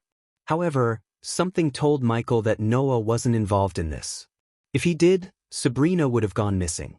Peyton recruited these Guardians and, with a flick of her wrist, Tiriana brought the images of 10 Guardians before Tanulia. She then hesitated for a second. Noticing the reluctance shown by Tiriana, Tanulia creased her brows. What is it, Tiri? The last member she recruited is Sabrina. Tiriana waved her hand as Sabrina's image appeared directly in front of Tanulia. Sabrina Winston, Noah's little sister. As soon as Tiriana spoke these words, Tanulia's composure completely changed. She slammed the stone table as the images started to flicker. What? Tanulia's roar echoed through the war room. What the fuck was she thinking? Tanulia's creamy white skin turned red along with her eyes, which now looked as red as fire. She recruited someone who's not even a guardian? She slammed the stone table once again. Seeing Tanulia's outburst, Tiriana took a step back. Her legs were uncontrollably shaking because she had never seen Tanulia this furious before. That bitch is expendable. But not her. Tanulia pointed at Sabrina. If we are to lose Sabrina and Noah found out that his little sister died because of us, everything will be ruined. Michael confirmed his suspicion. Noah indeed had no idea about his sister's disappearance. What's up with that girl? In trouble? Michael shook his head disappointedly. Despite his feud with Noah and the Supreme Guardian, Michael had a good impression on everyone in his family. Diana and Ethan always treated him like another son. Imelda and Natalia was cool too, but now after the tournament, Michael had a feeling that they might not treat him as they used to. Despite Michael nearly beating Andrews to death, Sabrina acted as though she was his little sister in front of him. Michael too liked Sabrina. Visit L-World. COM, for the best no understanding experience regardless. Now it seemed as Sabrina Winston got herself into trouble yet again. This time Michael would not be there to save her, but if only Michael knew she was his little sister. We have to find her no matter what. Immediately contact every single guardian in the southern continent. I'm authorizing Code Red. Use all and any resources. I need Sabrina found ASAP. I will contact the other alphas. Unfortunately, Tanulia took out some kind of orb and the next moment, she was beamed out from the warship to somewhere else. So Michael was unable to follow Tanulia. After Tanulia left the war room, Tiriana contacted the Guardians on the southern continent using several orbs. Her meeting with the Guardians took almost an hour. Only then, Tanulia appeared in the room once again with a golden parchment in her hand. Here, Tenulia threw the parchment to Tiriana as she cast the spell to enhance the continents. Magnir, just like before, the spell formed a light layer around the parchment before forming a holographic image of the contents above the table. The holographic image contained a black panther standing on its two legs like a human. The black panther had shiny fur, arms like humans, and wore a golden chain around its neck. "Send men to bring him to me," Tenulia ordered Tiriana. Although Tiriana had no idea who this beastman was, she had a feeling that this beastman might be the only one who could find Sabrina. On the other hand, Michael had a vague feeling that he met this Black Panther somewhere else before. "Alpha Guardian, who is this beastman?"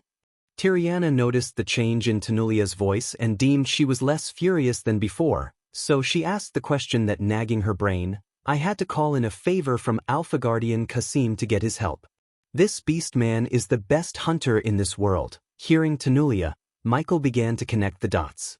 He almost made the connection, and if he was right, he didn't meet the Black Panther, but he may have met someone related to the Black Panther. "How much are we paying him?" "Hunters don't come cheap," Tiriana asked, only to see Tenulia shake her head. "Not a single coin. He doesn't want any coins, he wants a favor from me. When the time comes, I have to help him kill someone." Tyrion was stunned. She tried to change Tenulia's mind about helping the panther in killing someone. "I gave my word. When the time comes, I will help him take a life dictator with a badass system." Hunter. Loading. Adjacent universe to HBS. You can find the rest of this content on the L-World. COM platform. Chapter 470 Logan. "Why do I have a feeling that Panther's target might be you, Lord Lucifer?" asked Eladir after Tenulia and Tiriana left the war room. "Because I killed who may have been his relative or a friend." The images of a Bengal tiger beastman flashed across Michael's mind. Jacoby sealed his fate by trying to capture Gaia, and he would have accomplished that if it wasn't for Michael's timely intervention. "We have a bigger problem now." Michael quickly cornered all his other thoughts in case the threat was as bad as he thought. He would have a crisis on his hand. It was not like Michael liked to play goody two-shoes, but if Victor was a vampire and he was in the southern continent, he might start feeling on the southerners. The southern continent was Michael's stronghold where he wielded absolute power. Michael would let nothing happen to that stronghold until he built an army on the southern continent to conquer everyone and everything in this world. Only by doing this, he could fight off the great clans. "Hey Eladir, have you ever heard of vampires?" Michael almost scoffed. 2 years ago, he would have laughed at the thought of vampires existing. He couldn't do that now because he was transmigrated to another world with the system. As far as he was concerned, anything was possible in this world. No, Eladir simply dismissed Michael's suspicion. However, Michael wasn't completely satisfied. There must be a whole lot of things that even Eladir, a few thousand-year-old ancient being, didn't know about. Azazel, Michael established a connection with his demon butler. "My lord," the butler responded in his utter obedient voice. "Contact everyone in the southern continent and order them to raise the security level. The villages in the outskirts must be guarded, no more reducing the strangers on the seas. They are to report to me immediately if they find anyone suspicious." While issuing orders to Azazel, he remembered something about vampires. "Be on the lookout for anyone wear dark clothes to avoid sunlight." "As you wish, my lord." After everything was said and done, Michael began his usual routine, trying to figure out the correct formula for his new potion. Even the system had no recipe for that. He was creating entirely a new potion, mixing alchemy and technology. The village of Rackdale was surrounded by lofty mountains and lush green fields. The hills were a beauty of their own, nature's beauty. Except for the name of the village, the people didn't change at all. From the time the village was founded, they grew vegetables, fruits, and other crops such as wheat, rice, and barley to support their lives. Twice a year, the crops would mature, and at that time, the village would look as though golden sheets blanketed it. Rackdale had a very little population. Most of them were farmers, and the rest of them traveled with the merchants to Krilta, one of the towns in Giselle, and sold their harvest in the city to earn better. Updated _ at L-World. They were simple people. They eat what they grew, they wear simple clothes, and most of all, they loved each other and always stood by each other in their time of distress. There was a strong bonding between every person in the village. They were definitely not rich but very kind-hearted. Today the village was muddy, containing several puddles of water and countless footmarks due to the heavy fall last night. Currently, the sun was setting behind the lush green mountains, painting the village in a mild orangey-red tint. There was always an apple tree in the village for a tired villager to sit under and relax. On the outside, the simple beauty of the village had a soothing effect on the eyes. The evening was their time to relax with their families and take well-deserved rest. However, at this moment, rest was the farthest thing from them. We need to find my husband. My son has gone missing for 3 days.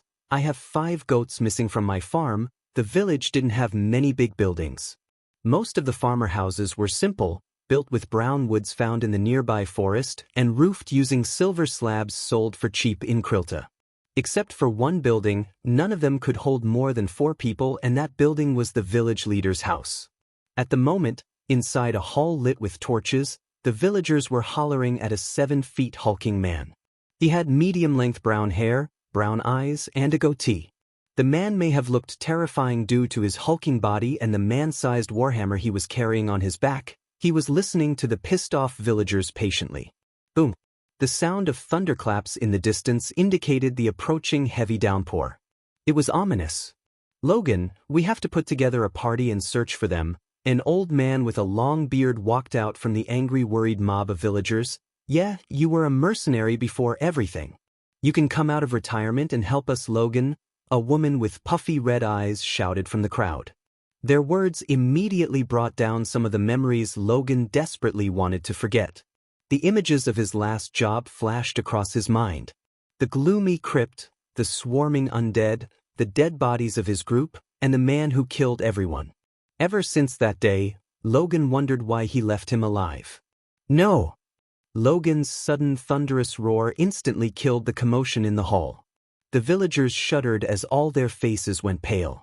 They had never seen Logan lose his calm ever. Reeling what his outburst did, Logan took a deep breath, calming himself down. "Tomorrow we will go to Freedom Town and request King Tiberius' help." Just before the people could react to his words, a teenage boy slammed the door open. The boy was running towards Logan, completely soaked wet. His face and leather armor was smudged with mud. "Visit L-World. For the best no-understanding experience, Captain." "Captain Rogers." The youngster mumbled, then some of the citizens saw it. The youngster was bleeding and they saw a dagger sticking through the youngster's back. "He's bleeding," the villagers mumbled as the youngster stumbled down. Logan immediately caught him before the youngster could hit the floor. He then gently placed the youngster down. "Dewey, what happened? Where are Captain Rogers and the rest of your team?" While questioning the young man, Logan looked at the old man, telling him wordlessly to go and bring the village healer quickly. "Found Georgie, something cough. Cough." The youngster coughed up blood. Logan gently grabbed the dagger sticking out of his back.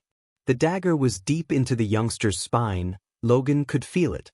He had enough life experience to tell that this youngster was on the verge of death, and Sue embraced the darkness. Nonetheless, Logan wanted to lessen his suffering as well as get as much information as he could. Every dream cough, cough. Logan and the surrounding people could barely make sense of the mumbling coming out of his mouth. Cough. Killed. Cough. The youngster began to cough up blood more and more. "It's gonna be all right, Dewey. You're gonna be all right. The healer will fix you right up." Logan smiled at the youngster, trying to make him calm down. He was a big man with a big heart, so he wanted to send the young man as painlessly as possible. "My son." All of a sudden, a woman completely soaked in rainwater rushed into the room. She pushed aside everyone who stood in her way. When she saw Dewey lying on Logan's lap, bleeding and fighting for his life, she collapsed to the ground. For some reason, Logan couldn't look the woman in her eyes. He blamed himself. It felt as if he did something sooner, Dewey wouldn't have been like this. "Dewey!" The mother shouted. "What happened to you?" "Oh my God! Someone help me!" Her sickening cry echoed through the hall. "He said they found Georgie," another woman screamed from the crowd. "Yes. New_chap_ are pub_scorelist on L-World. Sim, we have to do something and do something now, yes. The crowd began to roar.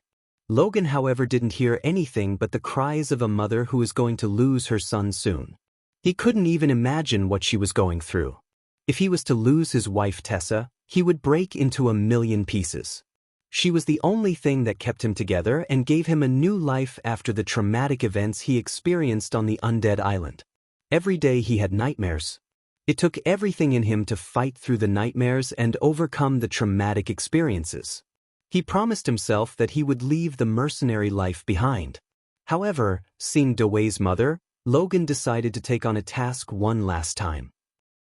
Gary, put together a team. I'm going to find Georgie and everyone. Logan stood up with a resolution in his eyes to find the disappeared villagers. Until now, 20 people in the village had mysteriously disappeared, including 3 children and 2 young girls. At first, they thought they left the village. Then, they thought those villagers were lost in the forest.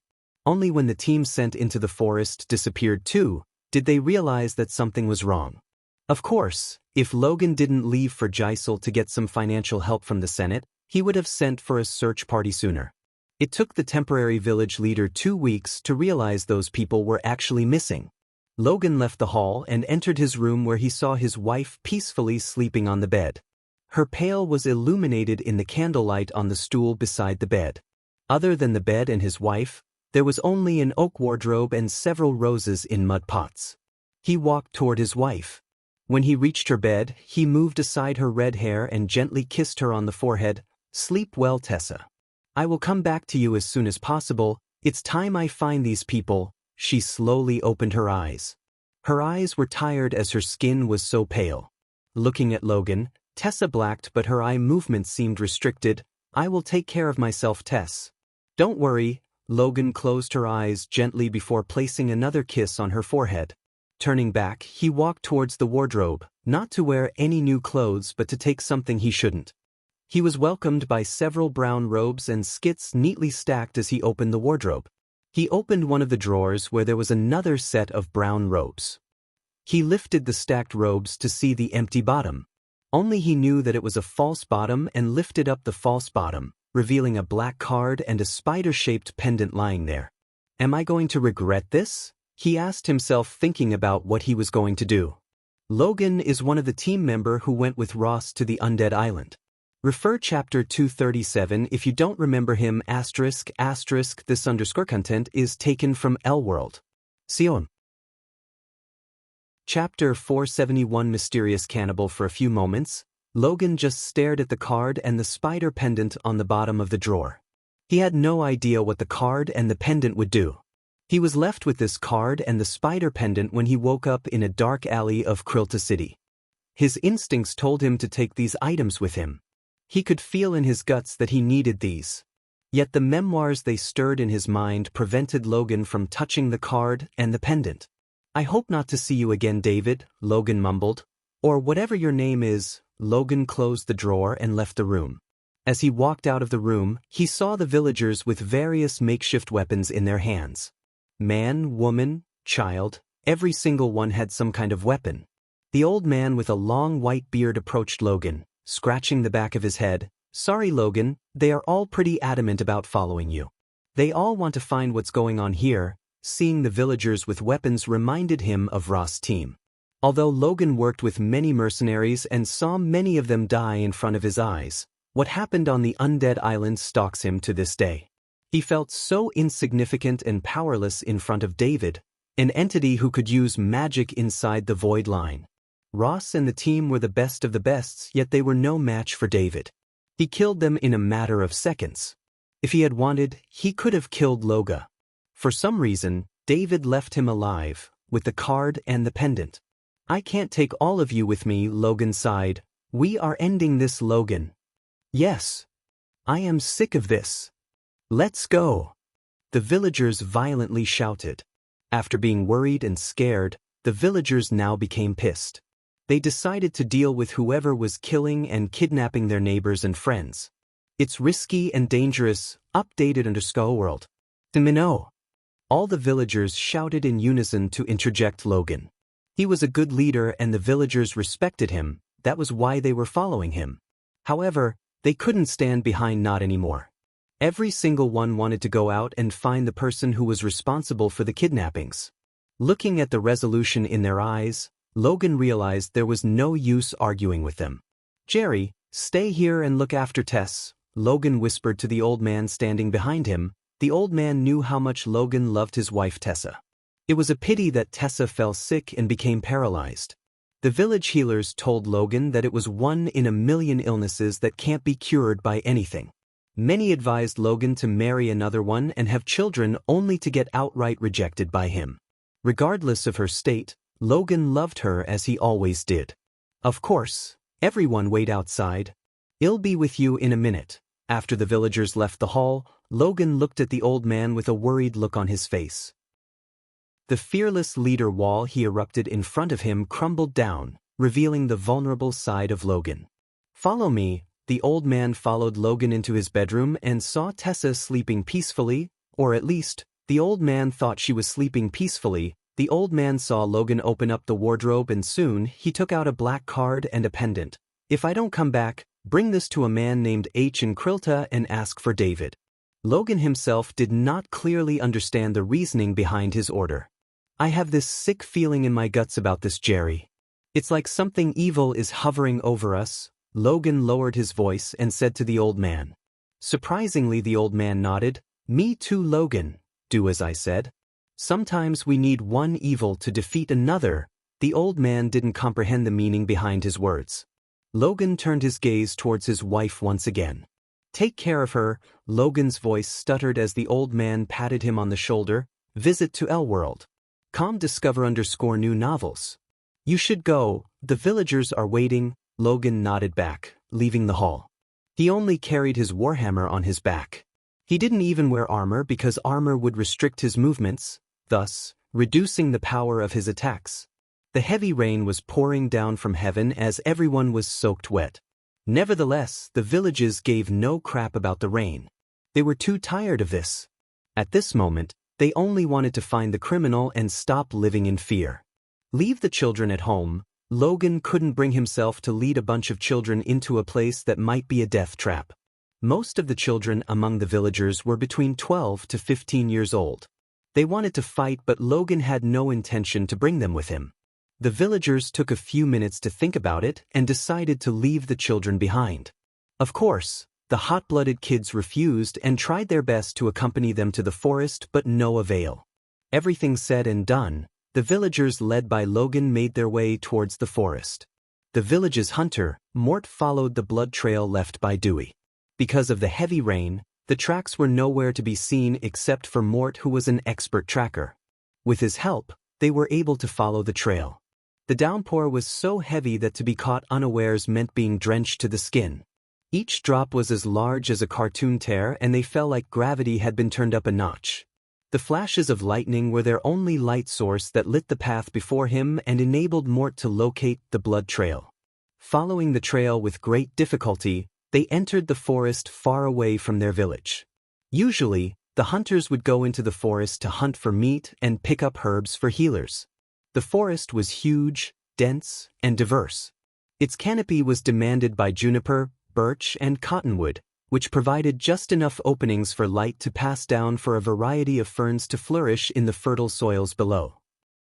Coiling branches held onto the occasional tree, and a variety of flowers, which grew dispersed and sparingly, stood out against the otherwise uniform backdrop.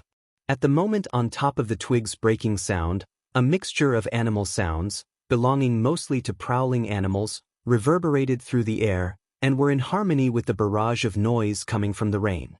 For Logan, this reminded him of the undead island so much. Cornering all the thoughts about the undead island in his mind, he followed behind Mort. There was barely any light for the villagers to see what was in front of them. It was pitch black darkness around. Thankfully, there were some fluorescent mushrooms glowed in a vague red color, dimly lighting the surroundings. All of a sudden, Logan quickly raised his hand as the villagers halted their steps. "Shoo!" Logan shoo-shed, telling people wordlessly to shut up. When the villagers stopped moving and whispering to each other, they were able to hear a vague, indescribable sound appearing from a near distance. New novel _chap_s are published here, L-World. Some Logan focused on the sound. The more he heard, the more it sounded like something feasting on something. Logan, Mort, the hunter who wore a cloak called Logan silently, it doesn't sound like any animal I know. This might be what's killed Dewey and the men. If it is, we can't let it escape. These people were not strategists or geniuses. So instead of thinking that whatever killed the most trained people in their village might kill them easily, they decided to surround it thinking they have the advantage of numbers. They didn't think that they might be outnumbered or walking into a trap. These villagers were kind of dumb and Logan knew that. Still, he had no choice. Besides, he himself was not a strategist or equipped to deal with powerful entities. The toughest challenge he faced since he became village leader was a 7-foot grizzly bear that terrorized the hunting grounds near the village. Mort, take some of them and try to lay a trap. Whatever it is, I have a bad feeling about this. The villagers moved slowly in the direction of the sound following behind Logan. Another group of villagers followed Mort in another direction to flank whatever was making the sound and trap it. The villagers held the satchels, clubs, and makeshift spears in their hands tight. Their numbers gave them the strength and courage to face whatever was in front of them. However, their courage and strength were shattered when they saw a cloaked figure feasting on the entrails of a body. The cloaked figure emanated some kind of red mist that lit up the surroundings, and in that light, the villagers saw the dead bodies lying around. The cloaked figure slowly stood up. Its movements almost looked as though it was floating in the air. As soon as it stood up, the villagers felt a chill. This male before them had snake eyes that were shined like rubies. His thick, straight, white hair was medium length and floating out from the cloak covering his head. In the glimmer of light produced by the red mist around him, they saw his chalk-white skin, a skeletally thin body, and long, thin hands with unnaturally long fingers. So much blood, so little time. The cloaked figure spoke in a clear, cold, and high-pitched voice. "What are you?" Logan was the first to question the frightening monster before them, since Logan had the experience of meeting another terrifying person. A cattle shouldn't ask questions. The cloaked figure let out a menacing peal of laughter. "How is that young brat? I never thought he would bring his whole village for me to feast on." The villagers shuddered after hearing the cloaked figure. "I assume you want to fight, although I'd recommend you not to resist. It will only make your death more painful." As he said, the figure removed his cloak, revealing his skull-like face and the 2 long canines that grew longer visible to the naked eyes when he grinned. In a blink of an eye, the cloaked figure turned himself into a mist of red. He disappeared from their sight, but they soon saw him, biting a young man's throat. The villagers screamed as the figure sucked on the young man. In utter fear of what they had just seen, the villagers were stunned. While they were standing still, shivering, the man drained the blood. Just like that, the youngster collapsed to the ground, but none of the villagers could recognize him anymore. He was mummified. New _chap_s are scorelished on L-World. See, young blood, so refreshing. The man licked the blood dripping down his lips. Let the feast begin. Chapter 472. Greater Vampire. Seeing the young man's mummified body collapsing onto the ground, the villagers were horrified. Their courage was diminishing faster than words written in the water. Using a magic, the villagers shuddered. The grin on the man's face pushed the villagers to take several steps back. Despite their numbers and the weapons in their hands, they were not shuddering in fear. "Everyone, stand your ground." Noticing the villagers were on the verge of panicking, he ordered them to stay put, although he himself was feeling the dread in his heart. Logan witnessed what a man with magic could do to highly trained soldiers. Ross and his team didn't stand a chance in front of David, a magic user, let alone these villagers. The most dangerous threat most of these villagers faced was farm rats. "You can also use magic." Logan tried to establish a conversation with the man so he could formulate an escape plan. Logan realized that lives are going to be lost. Still, Logan wanted to minimize the casualties as much as he could. After hearing Logan, the grin on the man's turned colder. "You think I'm stupid? No one can use magic." The man had a power that enabled him to detect lies using the heartbeat. He sensed no bluff but truth. "It's no bluff. Just like you, He also used magic. Logan planned to draw all his attention toward him. This might let most of the villagers escape the area while he fights the man. He still had no idea how powerful the man was.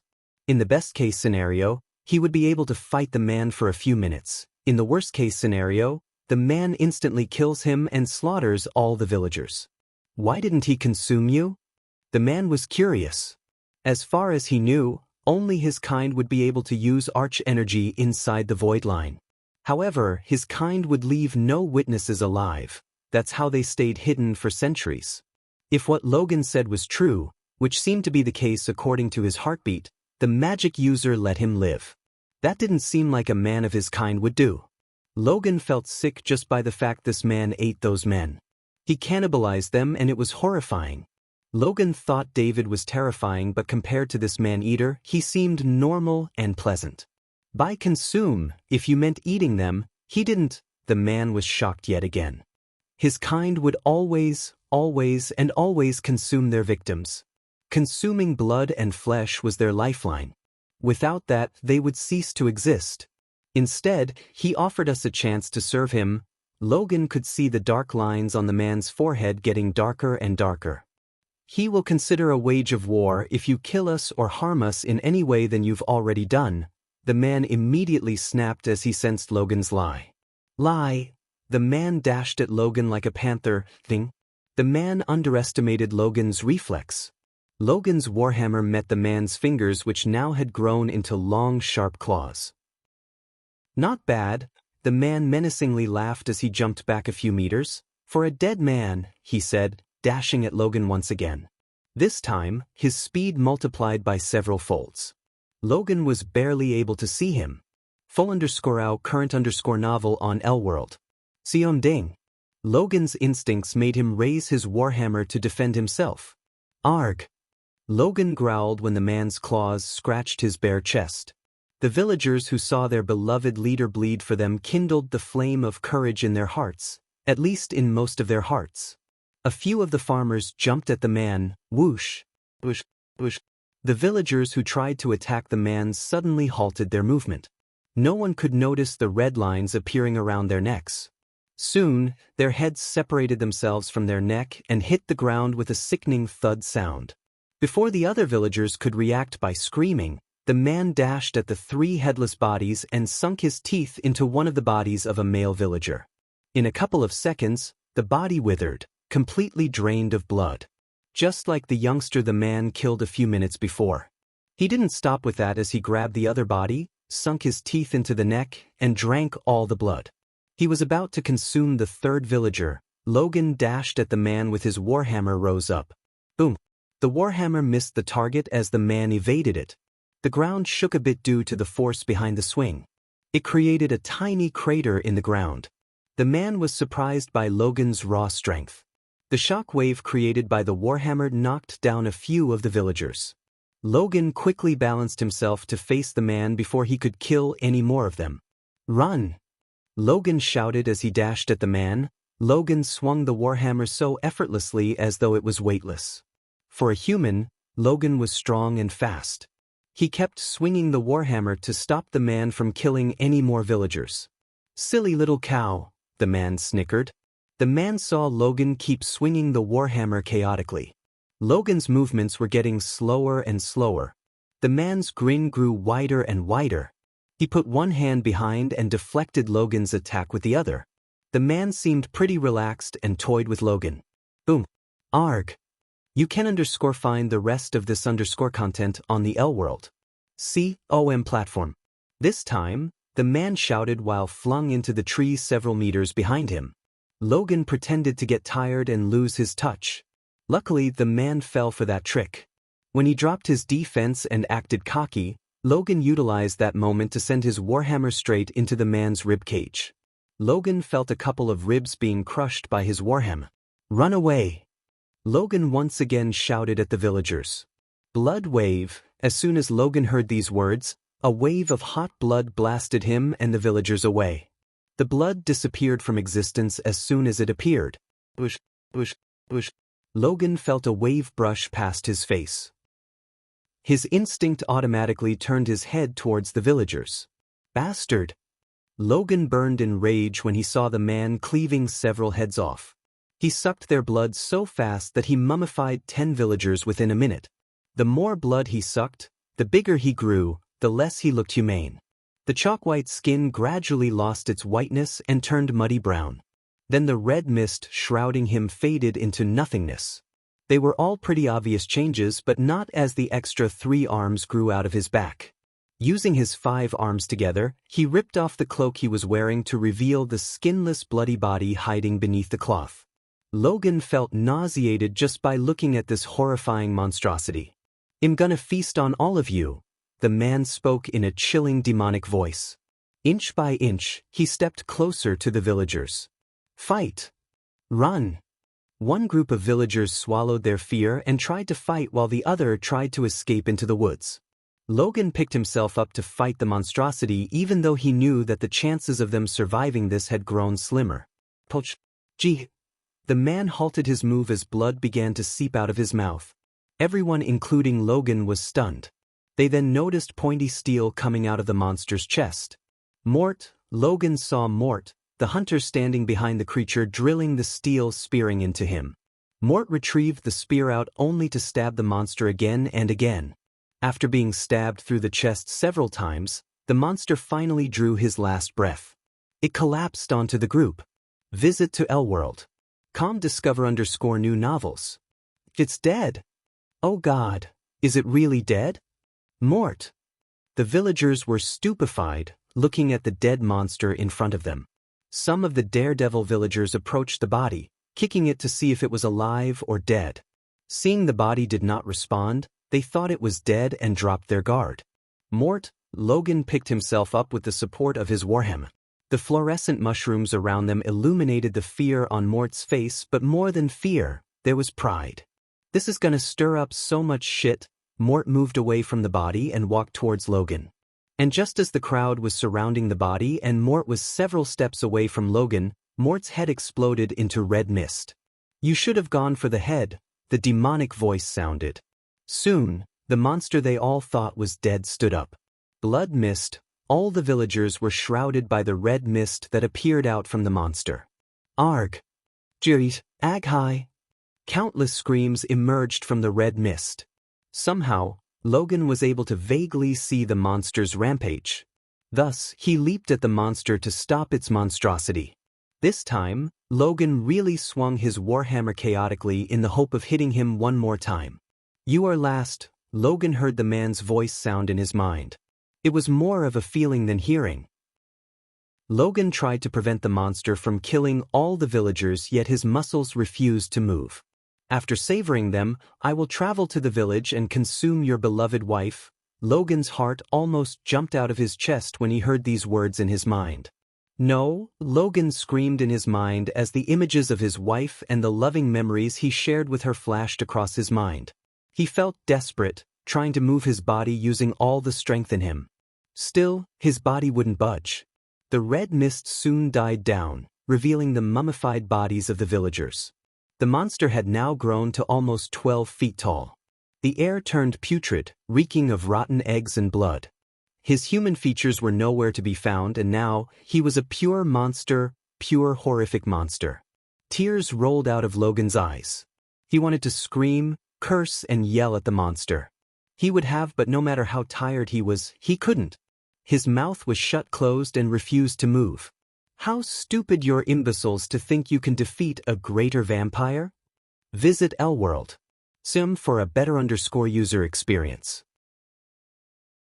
Chapter 473. Not a subordinate material. The greater vampire hovered towards Logan with a clear intent to murder Logan. The only thing that prevented the greater vampire from doing so was the information Logan possessed about another magic user. If he was to bring Logan to his coven, he might leverage it to get back his cover. "Tell me who he is," the greater vampire threatened Logan. He lifted Logan by his neck so effortlessly. A tentacle-like tongue reached out to lick Logan's face. Logan felt disgusted and sick. More than anything, Logan was worried about his wife.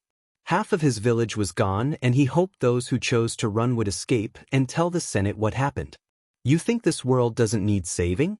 Open your eyes." One day you'll realize that the good guys aren't enough to save the world. Logan's mind played the words spoken by David when they were inside the pyramid. He couldn't help regretting his decision not to join him. If he had, the villagers might have been alive.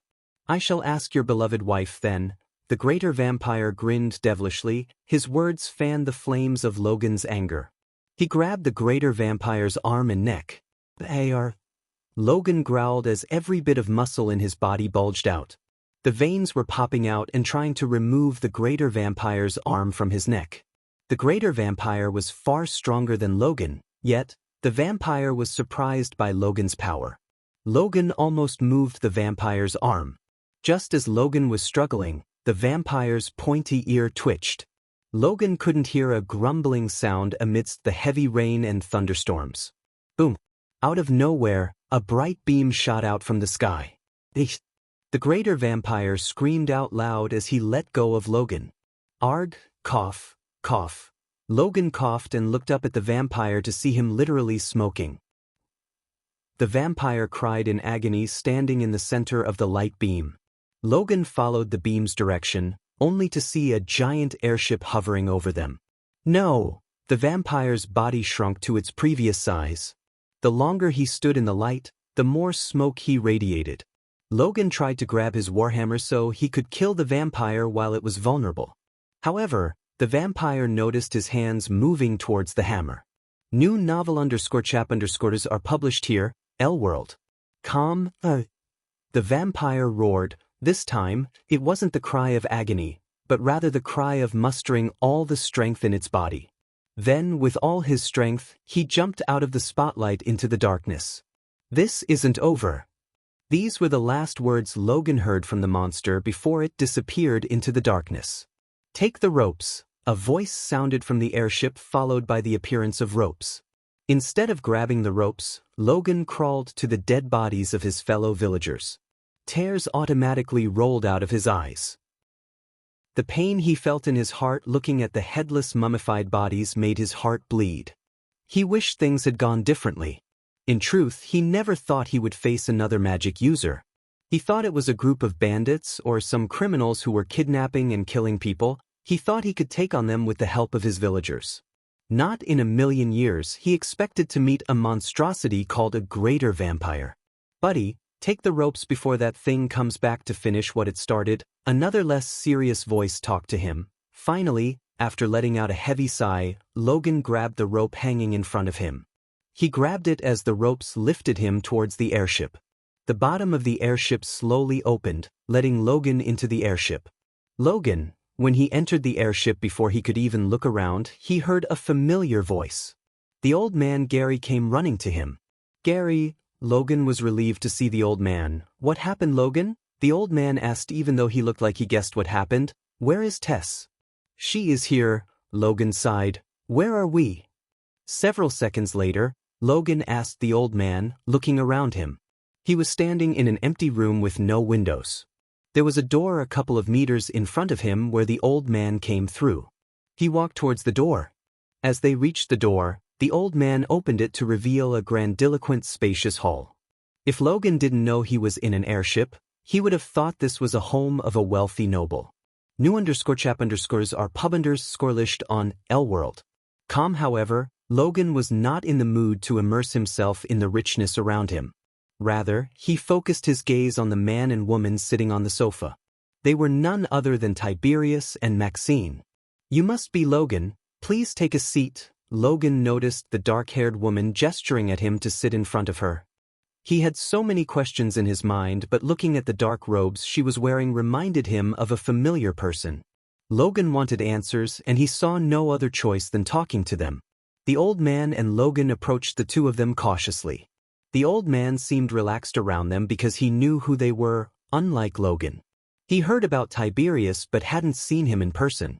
We are terribly sorry about what happened to your village, Maxine consoled Logan as they were taking their seats before them. I am Maxine and this is Tiberius. The moment he heard the name Tiberius, Logan was taken aback by surprise. He was the king of the newly found city called Freedom City. Until the crowning ceremony, they were calling it a city instead of a kingdom. We can't revive all those you lost, "But we can find and kill that thing that did it," said Tiberius. As a warrior, Tiberius connected with Logan and understood what he was going through. It was a real pity that he couldn't save the villagers sooner. "Where is Tess?" Before anything, Logan wanted to make sure his wife was fine. Clap. Maxine simply clapped as a maid entered the hall pushing a wheelchair with Tessa on it. Logan immediately ran to his wife. "Tess, baby," he knelt before her, gently cupping her face. He couldn't hold back the tears gushing out of his eyes. "Don't cry." Logan's muscles went rigid when he heard his wife's sweet melodious voice after 6 months. A shaky smile built up on his face as the surprise sunk in. "Tess, courtesy of Lord Lucifer," Logan heard Maxine. He quickly turned back, feeling a hope of healing his wife in his heart. "Lord Lucifer said you know him as David." Logan wanted to say he was surprised, but he kinda expected it after seeing the black robes she was wearing. "David," he mumbled under his breath. "We call him Lord Lucifer. The most up-to-date NOV_Ls are published _here L-World." "Sika," Maxine said with a smile, but for Logan, it sounded like an order. "Lord Lucifer, can he cure my wife?" That was the first thing that came to Logan's mind. According to the healers, there was no cure for his wife. To be honest, Logan always wondered whether he should try to contact David or not by some means ever since his wife fell sick. In his mind, David was evil. He mercilessly killed Ross and his team even though he could have let them live. Compared to the greater vampire, David was a saint. "Why don't you ask him yourself?"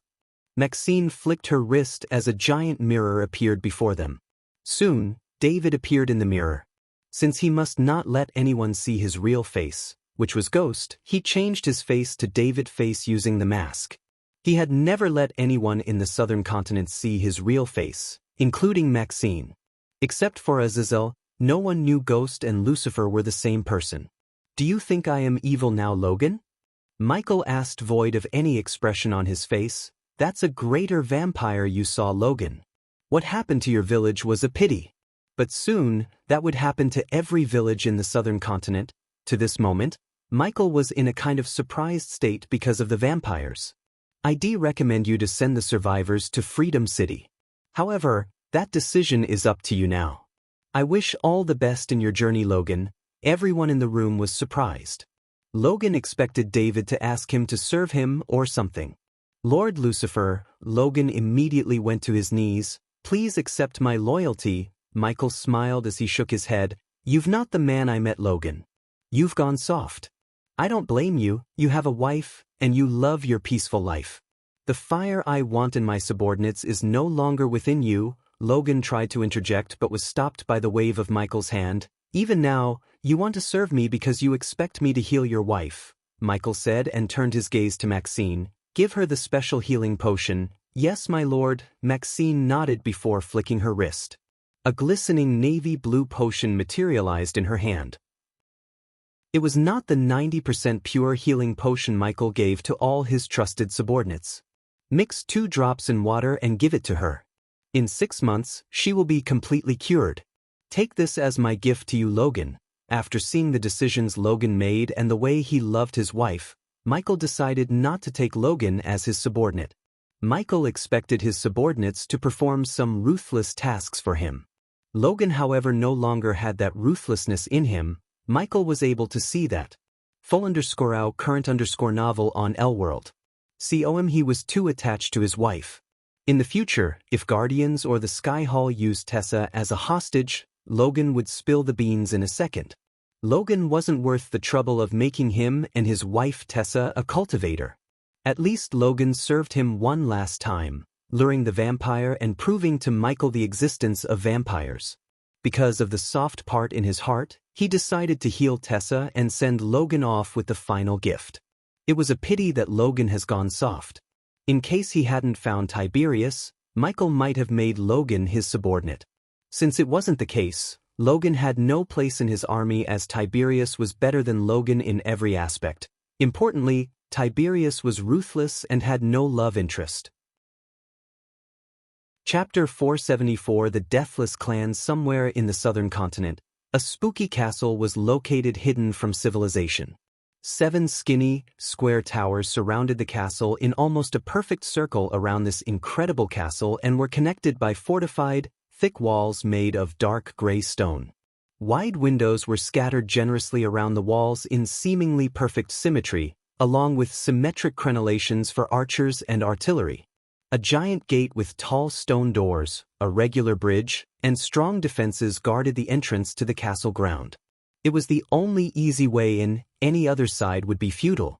Giant bones of various beasts littered the fields outside the castle, half overgrown, but still a painful reminder of the past. Unknown to the world, this castle had stood the test of time. It stood it well, but cracks began to show here and there. The castle was located on the edge of the southern continent. This land was uncharted. To speak frankly, no one survived trying to chart this part of the land by one group, the Deathless.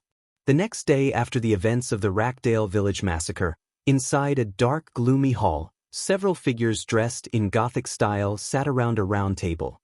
Each of them looked like they were going trick-or-treat for Halloween. The 3 men at the table wore long black suits with antique buttons and red vests, while the 2 ladies were in fancy black skirts, red tops with bell sleeves, and a black hat. Underneath their dress and makeup, they all had chalk-white skin, blood-red lips, and 2 long fangs. "We should have killed him," Hakon said. Hakon was a conniving vampire who looked like a man in his mid-30s, but he recently turned 600 years old. He had dark brown eyes, a fair complexion due to the makeup he wore, and dark brown hair neatly braided. He was the shortest and plumpy among the vampires sitting at the table. "Relax, Hakon, let's hear what he has to say first. Then we can pass judgment," a youthful voice responded to Hakon. This young outgoing vampire was named Saber. Despite his youthful look, his real age was 485 years ago. He had blue eyes, a medium brown complexion, and light brown hair in an updo. He was neither too handsome nor too unattractive. He had a face and body that let him perfectly blend in with the crowd unnoticed. The oldest of them listened to the 2 uttering no words. He recently turned 1,050 years but looked like he was still in his mid-30s.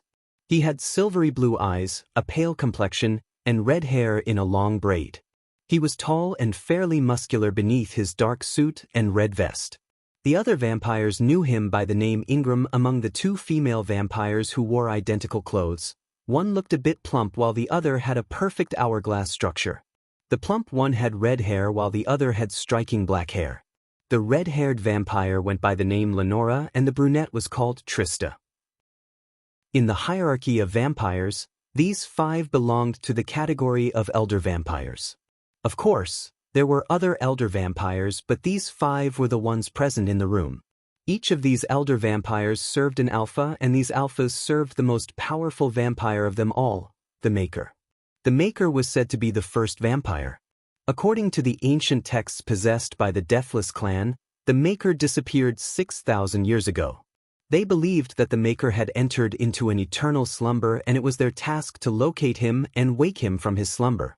The Deathless clan was working in the shadows for thousands of years with a single purpose: find the Maker. Visit Elworld. COM for a better user experience. He has waited long enough. Let's call him Lenora, the red-haired vampire said in a carefree, playful tone. "Yeah, let's get this over with." Trista waved her hand. Moments later, the 2 elder vampires spoke. The round table opened in the middle as a tall figure emerged from the ground. A red spotlight on the figure revealed his face, and if Logan was there, he would recognize the man. He was the greater vampire who massacred his village single-handedly. "Elders," the greater vampire bowed at each elder vampire. "Do you admit the consequences of your bloodlust, Vlad?" Saber asked. "You have endangered our secrecy, Vlad. You didn't only let the bodies behind but also left witnesses alive," Lenora said seriously. The others remained in silence, letting Vlad speak for himself. "I am willing to pay any price for my mistakes, elders. I only wish to share the knowledge I acquired during my last venture." Vlad paused for a moment to look at everyone before continuing. "There is another one in southern continent who can use arch energy, and I don't think he's one of us." "You jest," Hakon growled at Vlad. He couldn't remain silent after hearing Vlad's outlandish claims. He was about to slam the stone table when Saber raised his hand. "Where did you learn this information?" All the vampires possessed the ability to detect lies and they saw no signs of Vlad. Nonetheless, only Saber seemed to trust Vlad for some reason, from a human in Rackdale village on the outskirts of Giselle. He told me that the man offered to join him. The human lied that he joined. The magic user has left the human alive, and when I was about to kill him, I was ambushed by an airship fitted with a light beam spotlight. I believe the magic user sent the airship to aid the human. So it's true. Saber's words shocked everyone more than Vlad did. Saber, what the hell are you talking about?